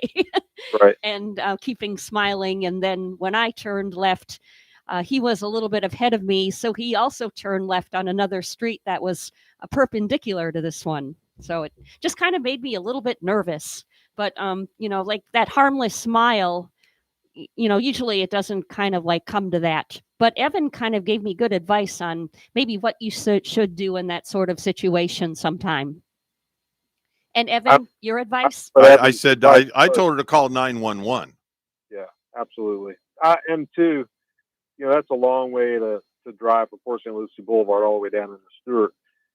There are a lot of lit, busy gas stations that you could just pull into, and if that person pulls in behind you, then that they're really following you. But at least it would break that.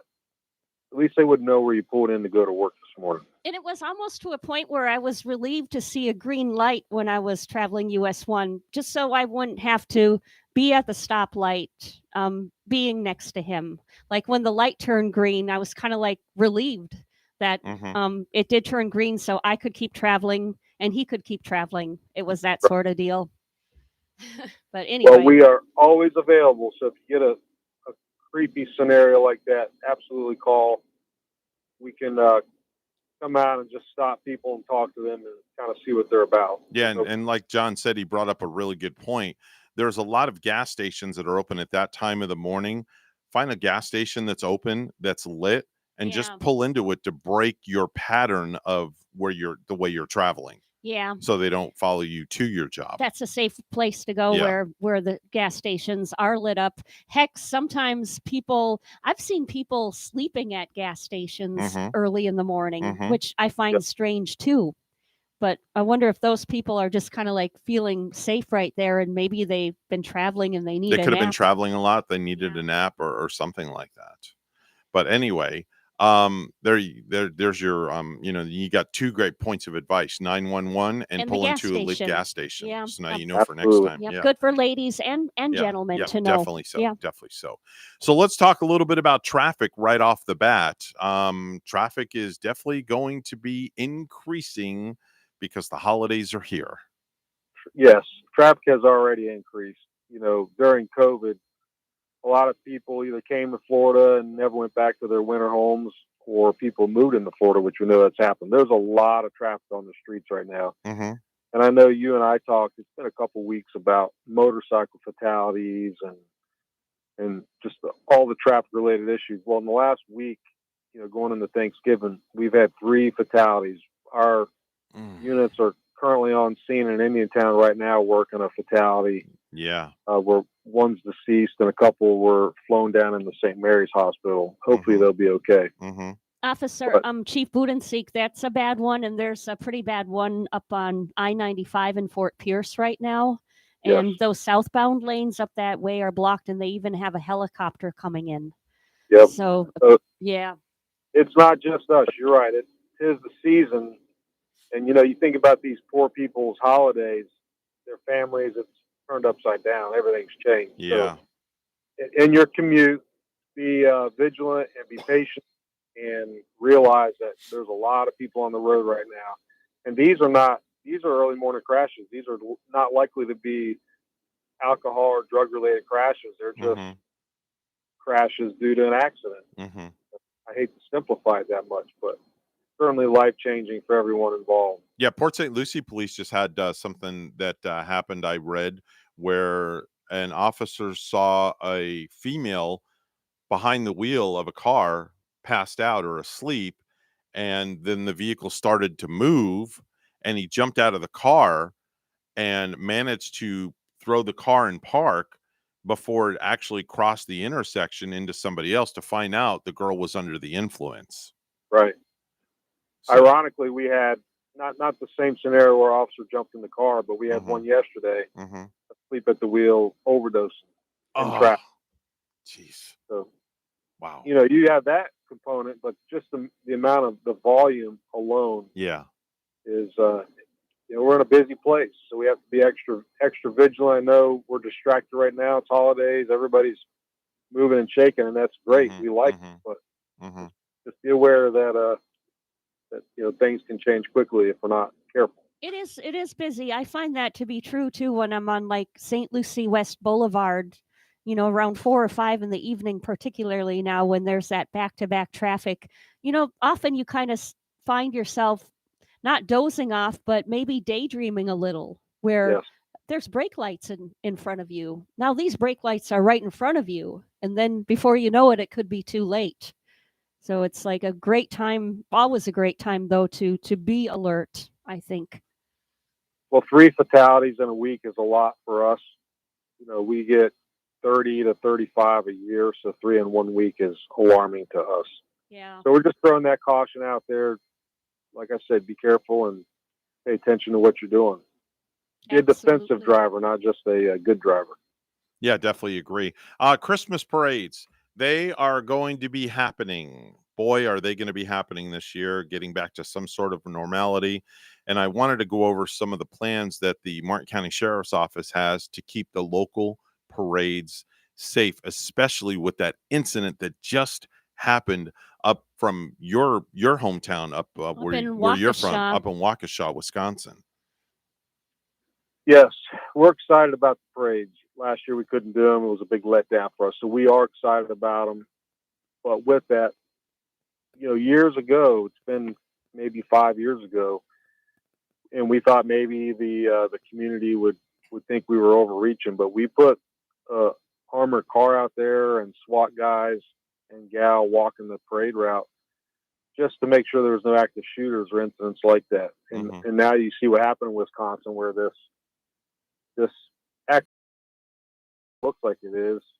They drove through a crowd. That is something we are concerned about and have been concerned about, especially with how porous our parade routes are. The long runs in the parade route, we have a pretty good plan to block them off so a car can't accelerate and drive through. it's the side streets that, we're going to work hard on, and we would encourage our parade goers to be vigilant about the little side streets that we have a hard time covering. But that's a collective effort. We're going to do our part to try to ensure as much safety as we can. Mm-hmm.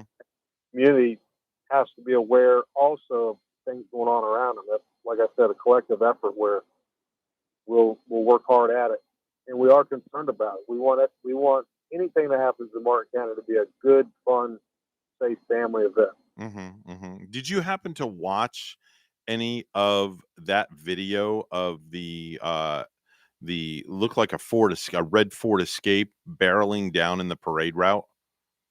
No, I just read the commentaries on that. The video is very compelling. I scoured the internet last night, and I came across a couple of different angles that were unedited, where they didn't blotch anything out. And the one that's very disturbing to me is the speed that this Ford Escape came barreling down, and literally came within inches of this little girl that had her back to the parade she route. like a 3-year-old Yeah, she had a pink girl? jacket on. Yeah. That's just very disturbing to see that. Right. Oof. It is, and that's a small vehicle. You see over in the Middle East, where they do this a lot more than they do in the United States with bigger cars, bigger trucks. Yeah. So that is a concern of ours. We will do our best to try to ensure that we're safe. But again, it's a collective effort. We all have to stay vigilant, not just take for granted that the cops are here. There was police officers right there on the street. Yeah. In Wisconsin. Mm-hmm. The only parade route that I've ever been in that was almost completely foolproof was when we worked up in Washington, D.C. at the inauguration. Law enforcement stood shoulder to shoulder for over a mile and a half, 2 miles. Mm-hmm. And we can't do that, obviously, but that was the only parade route where I really felt like somebody couldn't get in there at all. Otherwise, how parades are. There's people coming and going all around, and you want that. People should be able to come and go freely and enjoy the settings. So it's a balance of public safety and people being able to go out and enjoy the freedoms that they deserve. Yeah, agreed. Totally agreed. Let's running out of time here. I didn't realize how quick time goes by. Let's touch a little bit on the Black Friday, which is, of course, coming up day after Thanksgiving, but it's pretty much started online. It's been going on for a while, but there is going to be physical Black Friday shopping. Touch upon a little bit of Black Friday safety for our listeners out there. Yes, so that kicks us into our theft and fraud time of the year. These criminals take advantage of our wives going out to the store and leaving purses in a shopping cart or carrying too much cash. Our message is just be vigilant. Don't take cash, unnecessary cash. In fact, if you can do your shopping on a debit card, that's preferable. Don't leave items in your car outside, parked where people can just look in and see them and smash your window out and grab them. Put them in the trunk. Try to secure them. Anything of value, put them in the trunk, or keep them out of view from somebody looking from the outside in. And then as you're shopping, shop with a minimal amount of money or things that would be enticing to a thief. That creates all kinds of havoc. When they get your wallet, they get your ID, they get your credit, your debit cards. Mm-hmm. They go right down the street. They not only get your cash, but a lot of them go right down the street and start using your credit and debit cards. It wreaks all kinds of unnecessary havoc. Yeah, I totally agree with you 100%. 100%. Mm-hmm. That's Chief He's with the Martin County Sheriff's Office. He's always on the program each and every week when the sheriff cannot make his appointment. And of course, the other young lady, Miss Kukovka, she heads up the another division in the Martin County Sheriff's Office, and she also always brings some really She's delightful, valuable information for us as well. John, always a pleasure. I want to wish you and your lovely wife and your entire family and all the law enforcement officers a very happy Thanksgiving, and please, we thank each and every one of you for your service to this wonderful community of Martin County. Well, we enjoyed doing it. Happy Thanksgiving to you all and your listeners. Y'all have a great week. Have a great week, John. We'll talk to you real soon. It's time for the Precious Metals Report. It's all brought to you by St. Lucie Jewelry and Coin. Gold opening up at $1,791.30 an ounce. Silver opening up at $23.64 an ounce. That's Precious Metals Report. It's brought to you by St. Lucie Jewelry and Coin.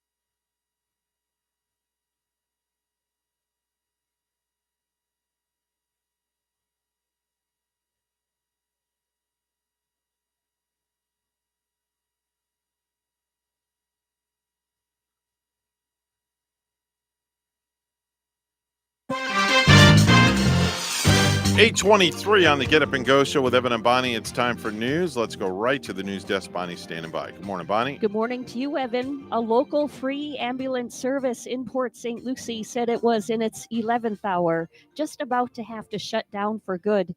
And WPTV's Megan McRoberts with the story. These are the four-wheel walkers. Donations are at the heart of the Port St. Lucie Volunteer Ambulance Service. The regular walkers. From the wheelchairs and crutches given to customers at no cost, to money raised to cover gas, maintenance, and operations for the ambulance and transport services. Keeping a diesel out running, going to and from, it's just too expensive. The rig and services have been paused since mid-August. COVID hit their donation pool. Rising gas prices aren't helping.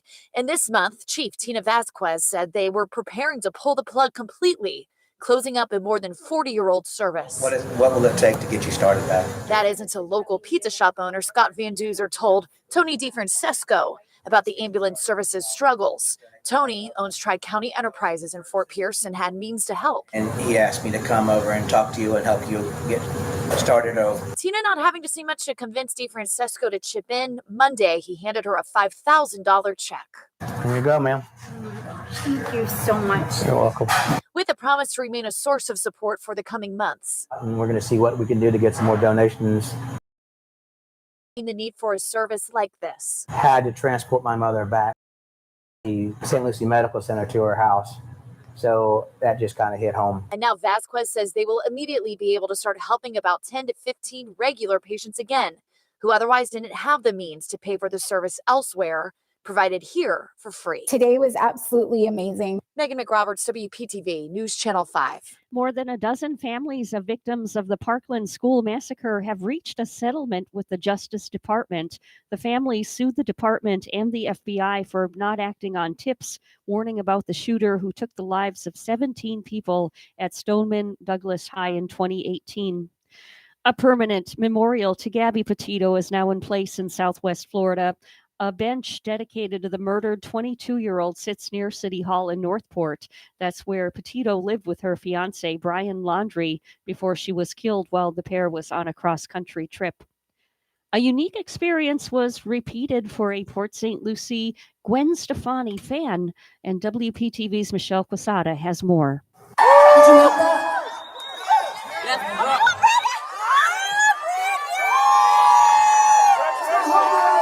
Closing one chapter of his life. I love you so much. This is actually a famous person down here. Brandon Burford says he would have never gotten through grade school without Gwen Stefani. We follow each other. I watch you grow into that. So proud of you. When she pulled me up, that helped me through my whole school life. So I wanted to say thank you. A once-in-a-lifetime moment for Brandon Burford. This story goes back 6 years when Gwen spotted Brandon's mom's sign at a concert in West Palm Beach. My son was bullied from 1st to 5th grade. He would come home every day upset, but he'd go to his room, listen to your music, and smile. Get up here right now! After that moment, Brandon would never be the same. She helped me believe in myself. She made me feel more confident about myself. This was called The Sweet Escape. On his worst days, Gwen's music would Turned it on. I mean, I felt better already. With Gwen's advice, and not to change for anybody, Brandon graduated high school this year, his cap capturing Gwen's essence. And at her recent Las Vegas concert, Brandon again. That's an example of someone that just said, you guys, look at what I am. It was crazy. When I went up, I felt like I was dreaming. It did not feel real. And she's Gwen Stefani. Back in Port St. Lucie, his room filled with memorabilia and all things Gwen. That's her Las Vegas show called Just a Girl. To keep reminding Brandon, long after high school, he's not just a boy, he's whatever he wants to be. She changed your life. Yep. A lot. Forever. Michelle Quesada, WPTV News Channel 5. Well, lastly, the U.S. Coast Guard is celebrating a huge Thanksgiving haul as $504 million worth of illegal drugs was offloaded yesterday at Port Everglades. About 26,000 pounds of cocaine and 3,700 pounds of marijuana were picked up from multiple Eastern Pacific Ocean interceptions.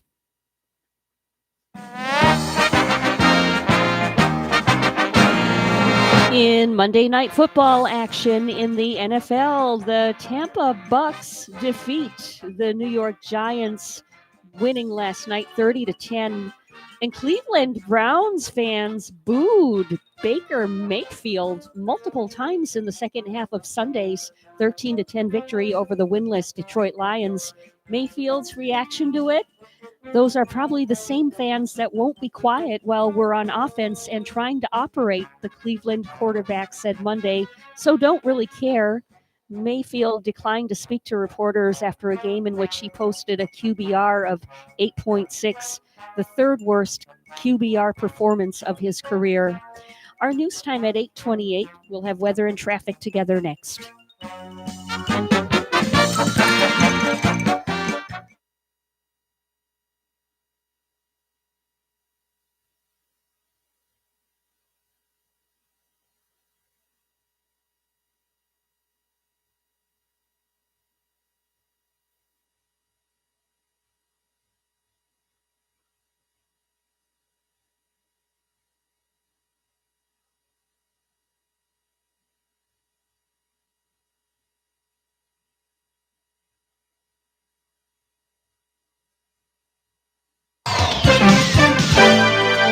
$8:29 is the time on the Get Up and Go show with Evan and Bonnie. It's time for traffic and weather together. Bonnie? Yes, Evan, we do see that fatality. It's in Indiantown, and an accident at Southwest Indian Avenue and Southwest Warfield Boulevard in Indiantown.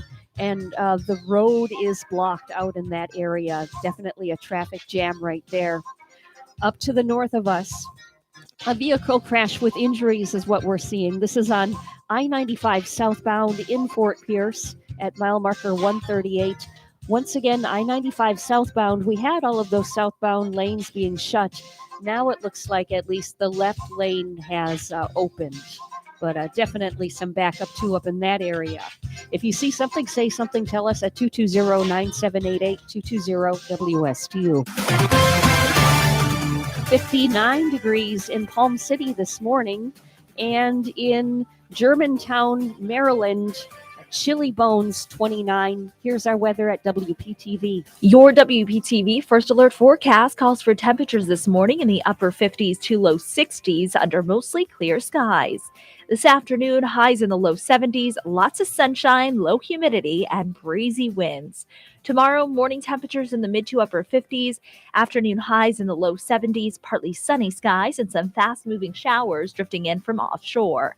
For your Thanksgiving, a bit warmer in the morning with temperatures down to the low 60s, highs in the mid 70s, mainly dry with low humidity and a slim chance for an isolated shower. I'm WPTV First Alert meteorologist Katya Hall on WSTU AM 1450, Martin County's Heritage Station.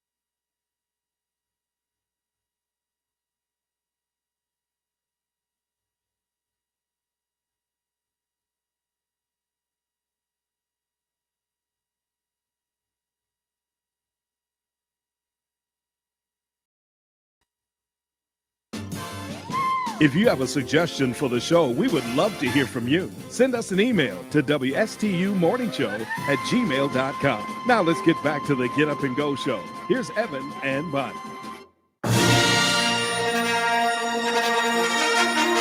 8:34. Starbase time on the SS Seagull. Speaking of SS Seagull, it's time for the captain of the ship himself, Captain Randy Siegel, with today's space report. Good morning, Captain. Good morning, Admiral. How are you today? Fantastic. Getting ready for Turkey Day. And you? Same thing. All right. Are you going to be here on Turkey Day, or you're going to take the day off? No, I'd be here. Okay. No problem. Good. Well, it was 1983 that we saw the end of a mission to the Russian Soyuz space station. Two cosmonauts, Vladimir Lebenkov and Alexander Alexandrov, ended a 149-day mission into space. In 2002, we saw the launch of the STS Shuttle 113. That was a crew that was launched to extend the P-1 truss on the International Space Station, and it was the last flight of Endeavour. A major upgrade, adding a glass cockpit to that particular vehicle. In 2014, we saw the launch of the Soyuz TMA-15M spacecraft that carried cosmonaut Alexandrov, who is going back into space, Krista Fiorte from the European Space Agency is going back into space, and Terry Virts. So we've seen the crew being recycled except for Virts. In 2015, we had the first vertical landing of a spacecraft that would carry astronauts into space, a la Bette suborbital flight. The New Shepard vehicle carried a capsule which had a dummy astronaut on board and launched it into space. And then that first stage, the New Shepard without the capsule, did the first vertical landing back on Earth.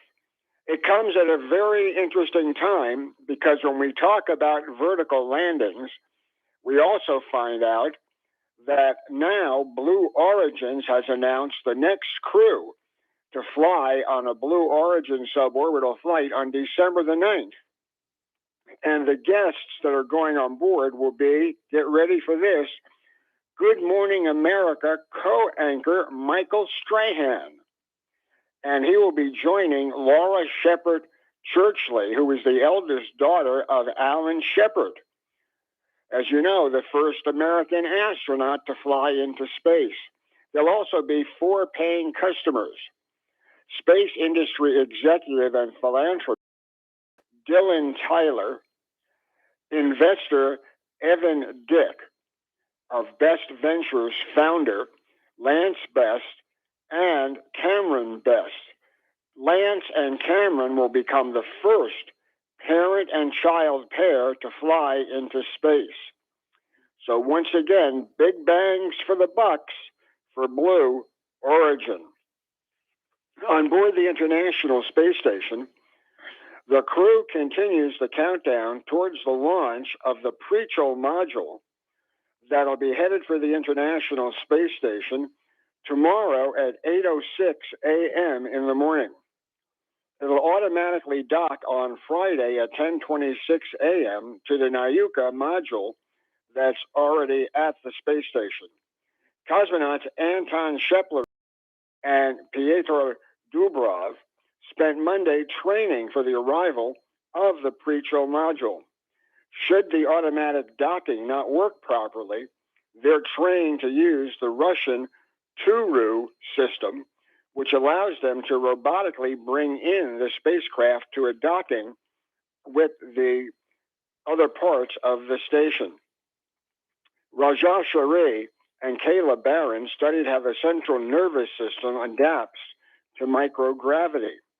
Mark Vanderhee worked on a pair of space physics experiments, and he also serviced the electrostatic levitation furnace, which enables safe research of thermal physical properties of high temperature materials and weightlessness. Meanwhile, flight engineers Thomas Marshburn and Matthias Amar from the European Space Agency worked throughout the day on a variety of robotics and maintenance activities taking place. We're getting ready for SpaceX to gear up in January or February and launch the world's largest rocket. It'll be larger than the Saturn V rocket was, and it will allow SpaceX, using its Raptor engines, to reach space that it hasn't done before. The hope is that the Raptor engines will guide the Starship 3/4 of the way around the world, where it will land off the coast of Hawaii and be recovered. Eventually, these vehicles will land back on land, but this will be a major milestone for SpaceX. Speaking about SpaceX and Elon Musk, there were some major leadership changes that took place for SpaceX. The leadership changes were the following. SpaceX Vice President of Propulsion, Will Halsley, has left the company. Lee Rosen, SpaceX Vice President of Mission and Launch Operations, left last week. He was with the company since 2013. There are other leadership and management changes that Elon Musk is putting in place as he moves further towards a routine of flying the various engines. Halsley, whose departure was kind of predetermined because Elon Musk felt that the Raptor engine was not developing enough and fast enough. And it was Halsley's responsibility to see that happen. So he has been removed. The docking of the Progress to the Petrel module is well underway as we get ready for the launch to take place of the Petrel module on the 24th, tomorrow. So we should see a liftoff taking place in the early hours. Russia has also indicated that Commander Alexander Mirzurkin, along with the two spaceflight participants, Start Today Corporation President Yosuke Meziawa and his personal assistant Yozo Hirano, have passed their exams along with the backup astronaut Alexander Shvortsov and Sue Agasso. Launch for that mission is scheduled for December the 8th. And we also know that the Mandalorian Star Wars figure, Baby Yoda, will be the weightlessness indicator. Tomorrow we'll tell you about a U.S. space plane and problems with Sierra Space moving forward. So until tomorrow, have a great day, everybody. That's Captain Randy Siegel with the Space Report. He's on the program each and every weekday at this time. Time to head on over to Ellie's Downtown Deli, where Bonnie is standing by with some of the greatest things. I was over there yesterday, and man, they are so busy. In fact, Chef Mark is going to be joining us Thursday with some great tips for our listeners. Turkey tips, right? That's right. From Chef Mark, they got to be good. Yes, sir. And with 2 days, Evan, before Thanksgiving, you know, I really like to eat light these 2 days before the occasion. And maybe keep it lighter today from Chef Mark and order a buffalo chicken Caesar salad. It comes with fresh romaine topped with oven-roasted chicken, tossed in buffalo sauce, chopped celery, Parmesan cheese. You get gorgonzola cheese on this, tomatoes, red onions, and croutons with your choice of a dressing too. And homemade desserts like gourmet brownies, Oreo pie, make it peanut butter pie. Ellie's Downtown Deli has a full menu for takeout, plus their fabulous desserts as well. They have a full-service deli with dining inside and out. Have them cater your next event. Call 772-781-6605 to order and pick up today. They're at 18 Southeast 6th Street, just off Colorado in Stewart. Call 772-781-6605. Ellie's Downtown Deli in Stewart. 8:43 news time brought to you by St. Lucie Jewelry and Coin. Bonnie standing by with the headlines. Good morning, Bonnie. Good morning to you once again. Governor Ron DeSantis is calling for over $1 billion in gas tax relief during a news conference in Daytona Beach. DeSantis proposed dropping the state gas tax during the next legislative session. We're taking over 25 cents from Florida, and we'll basically zero that out for as long as we can and do over $1 billion. That's going to make a huge, huge deal. The governor said, "We want to protect Floridians as much as we can against the inflation that we're seeing. 'Tis the season not to get ripped off," says Florida Attorney General Ashley Moody. Use a credit card rather than a debit card. Make sure to keep any receipts that will match your purchases so you can reconcile those when you get your bill to see if there has been illicit activity. Moody is talking up her agency's 2021 Holiday Consumer Protection Guide. It's free and available at myfloridalegal.com. In Port St. Lucie, a local free ambulance service said it was in its 11th hour, just about to have to shut down for good. And WPTV's Megan McRoberts with the story. These are the four-wheel walkers. Donations are at the heart of the Port St. Lucie Volunteer Ambulance Service. The regular walkers. From the wheelchairs and crutches given to customers at no cost, to money raised to cover gas, maintenance, and operations for the ambulance and transport services. Keeping a diesel out running, going to and from, it's just too expensive. The rig and services have been paused since mid-August. COVID hit their donation pool. Rising gas prices aren't helping. And this month, Chief Tina Vasquez said they were preparing to pull the plug completely, closing up a more than 40-year-old service. What will it take to get you started back? That isn't a local pizza shop owner Scott Van Duzer told Tony DeFrancesco about the ambulance service's struggles. Tony owns Tri-County Enterprises in Fort Pierce and had means to help. And he asked me to come over and talk to you and help you get started over. Tina not having to see much to convince DeFrancesco to chip in. Monday, he handed her a $5,000 check. Here you go, ma'am. Thank you so much. You're welcome. With a promise to remain a source of support for the coming months. And we're going to see what we can do to get some more donations to them. DeFrancesco has seen the need for a service like this. Had to transport my mother back from the St. Lucie Medical. So that just kind of hit home. And now Vasquez says they will immediately be able to start helping about 10 to 15 regular patients again, who otherwise didn't have the means to pay for the service elsewhere, provided here for free. Today was absolutely amazing. Megan McRoberts, WPTV News Channel 5. A Fort Pierce man has died after his motorcycle collided with a pickup truck in Martin County early Monday, according to Florida Highway Patrol. The motorcycle was driving east on Southwest Martin Highway around 6 a.m.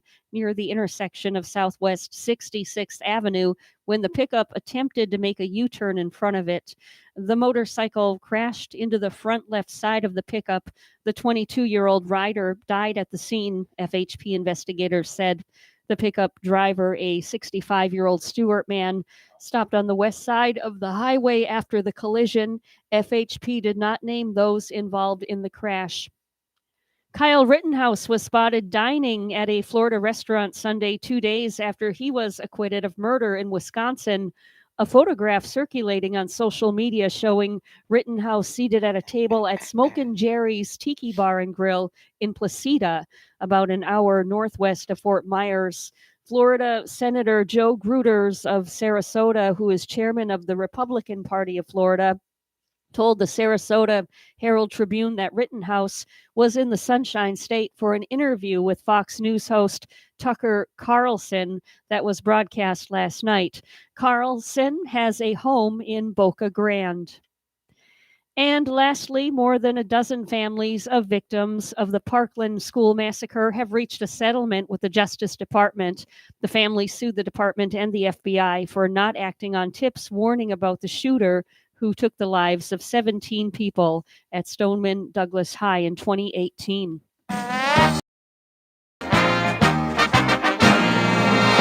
Tiger Woods. He's making strides after his car wreck. On Sunday, the golf pro tweeted a 3-second video that showed him hitting a golf ball while pivoting on his injured leg. It was the first time golf fans had seen Woods since last year's Masters. to see him on a course. The 15-time major winner was injured in a single vehicle car crash back in February. Woods shattered bones in his lower right leg, ankle, and foot. According to the Associated Press, Woods has been in Florida recovering. News time is 8:48, and we'll have weather and traffic together for you next.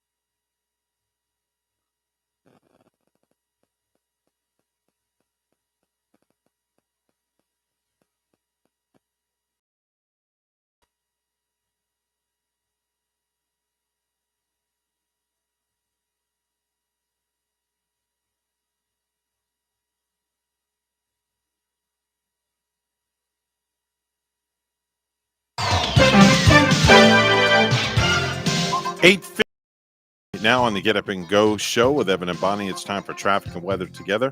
Bonnie, let's take a final peek outside. Yep, Indiantown, we did see that fatality this morning, so the roads have been blocked in the Indiantown area where Warfield Boulevard is, so plenty of activity, plenty of slowdown in Indiantown due to that fatality this morning. Up in Fort Pierce on I-95 southbound at mile marker 138, we've seen an accident this morning with some tie-up in that area. At one point, all of the southbound lanes had been blocked. Right now, at least it appears that the left lane is open. But still, if you're heading up that way, still expect to see a lot of activity. And there's your latest look at traffic. 59 in Palm City this morning, and it's 45 under a clear sky in Irving, Texas. Here's more on our forecast at WPTV.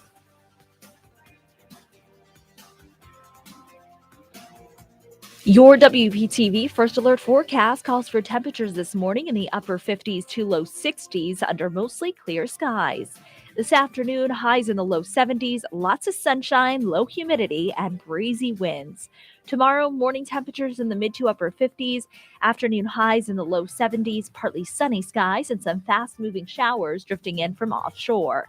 For your Thanksgiving, a bit warmer in the morning with temperatures down to the low 60s, highs in the mid 70s, mainly dry with low humidity and a slim chance for an isolated shower. I'm WPTV First Alert meteorologist Katya Hall on WSTU AM 1450, Martin County's Heritage Station.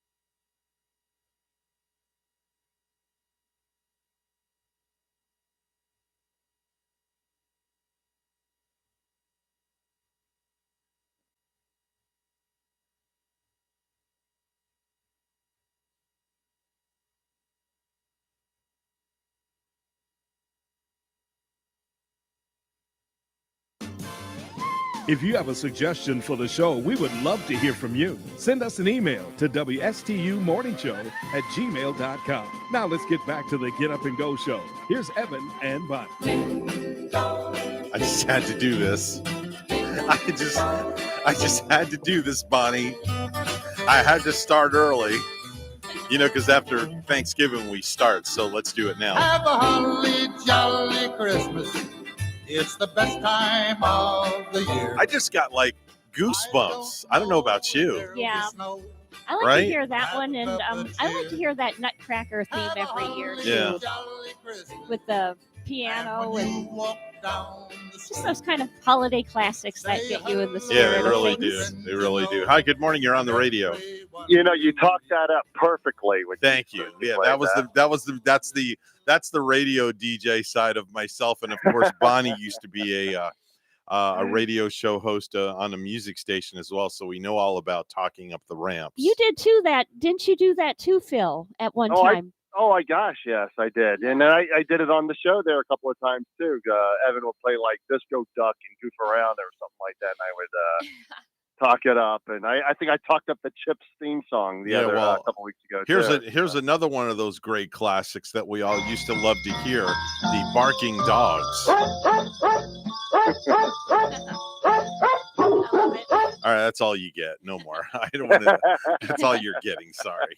There's like one with Porky Pig. It's like an old time favorite too. I think it's Really? Blue Christmas with Porky Pig.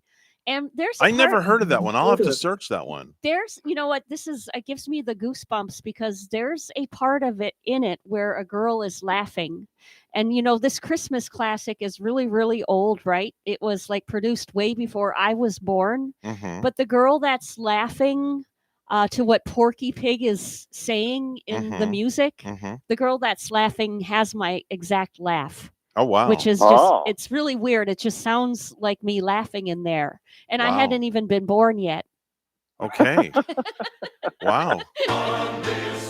This is Trans-Siberian Orchestra.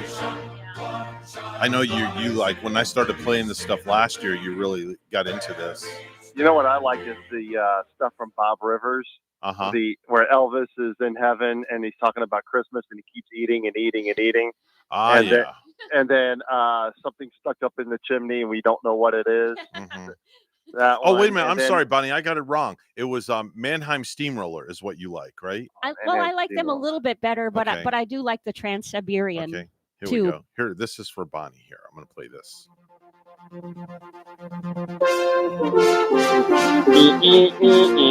Hey, now, be nice.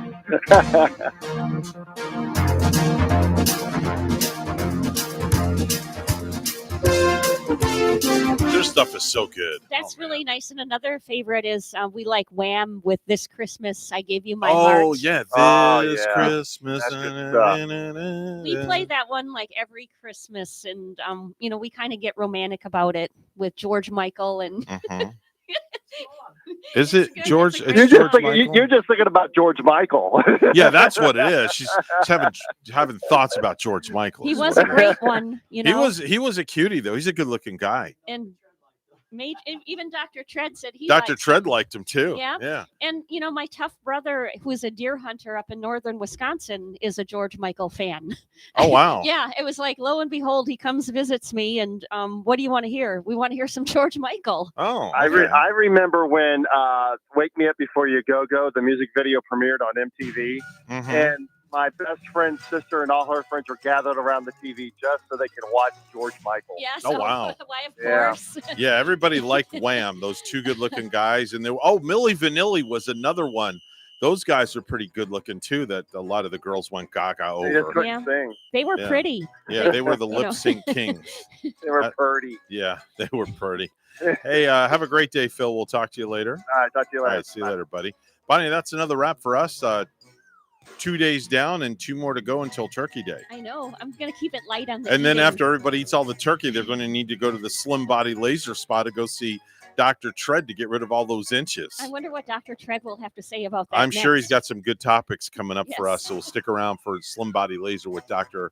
Tread Rissacker. That's going to be coming up next. Remember, if you have good values on the inside, you won't look for validation on the outside. Bye-bye. That's Drive right. safely. Take care. Have a great day, folks, and we'll see you back here tomorrow morning right here at WSTU Stewart, Martin County's Heritage Station.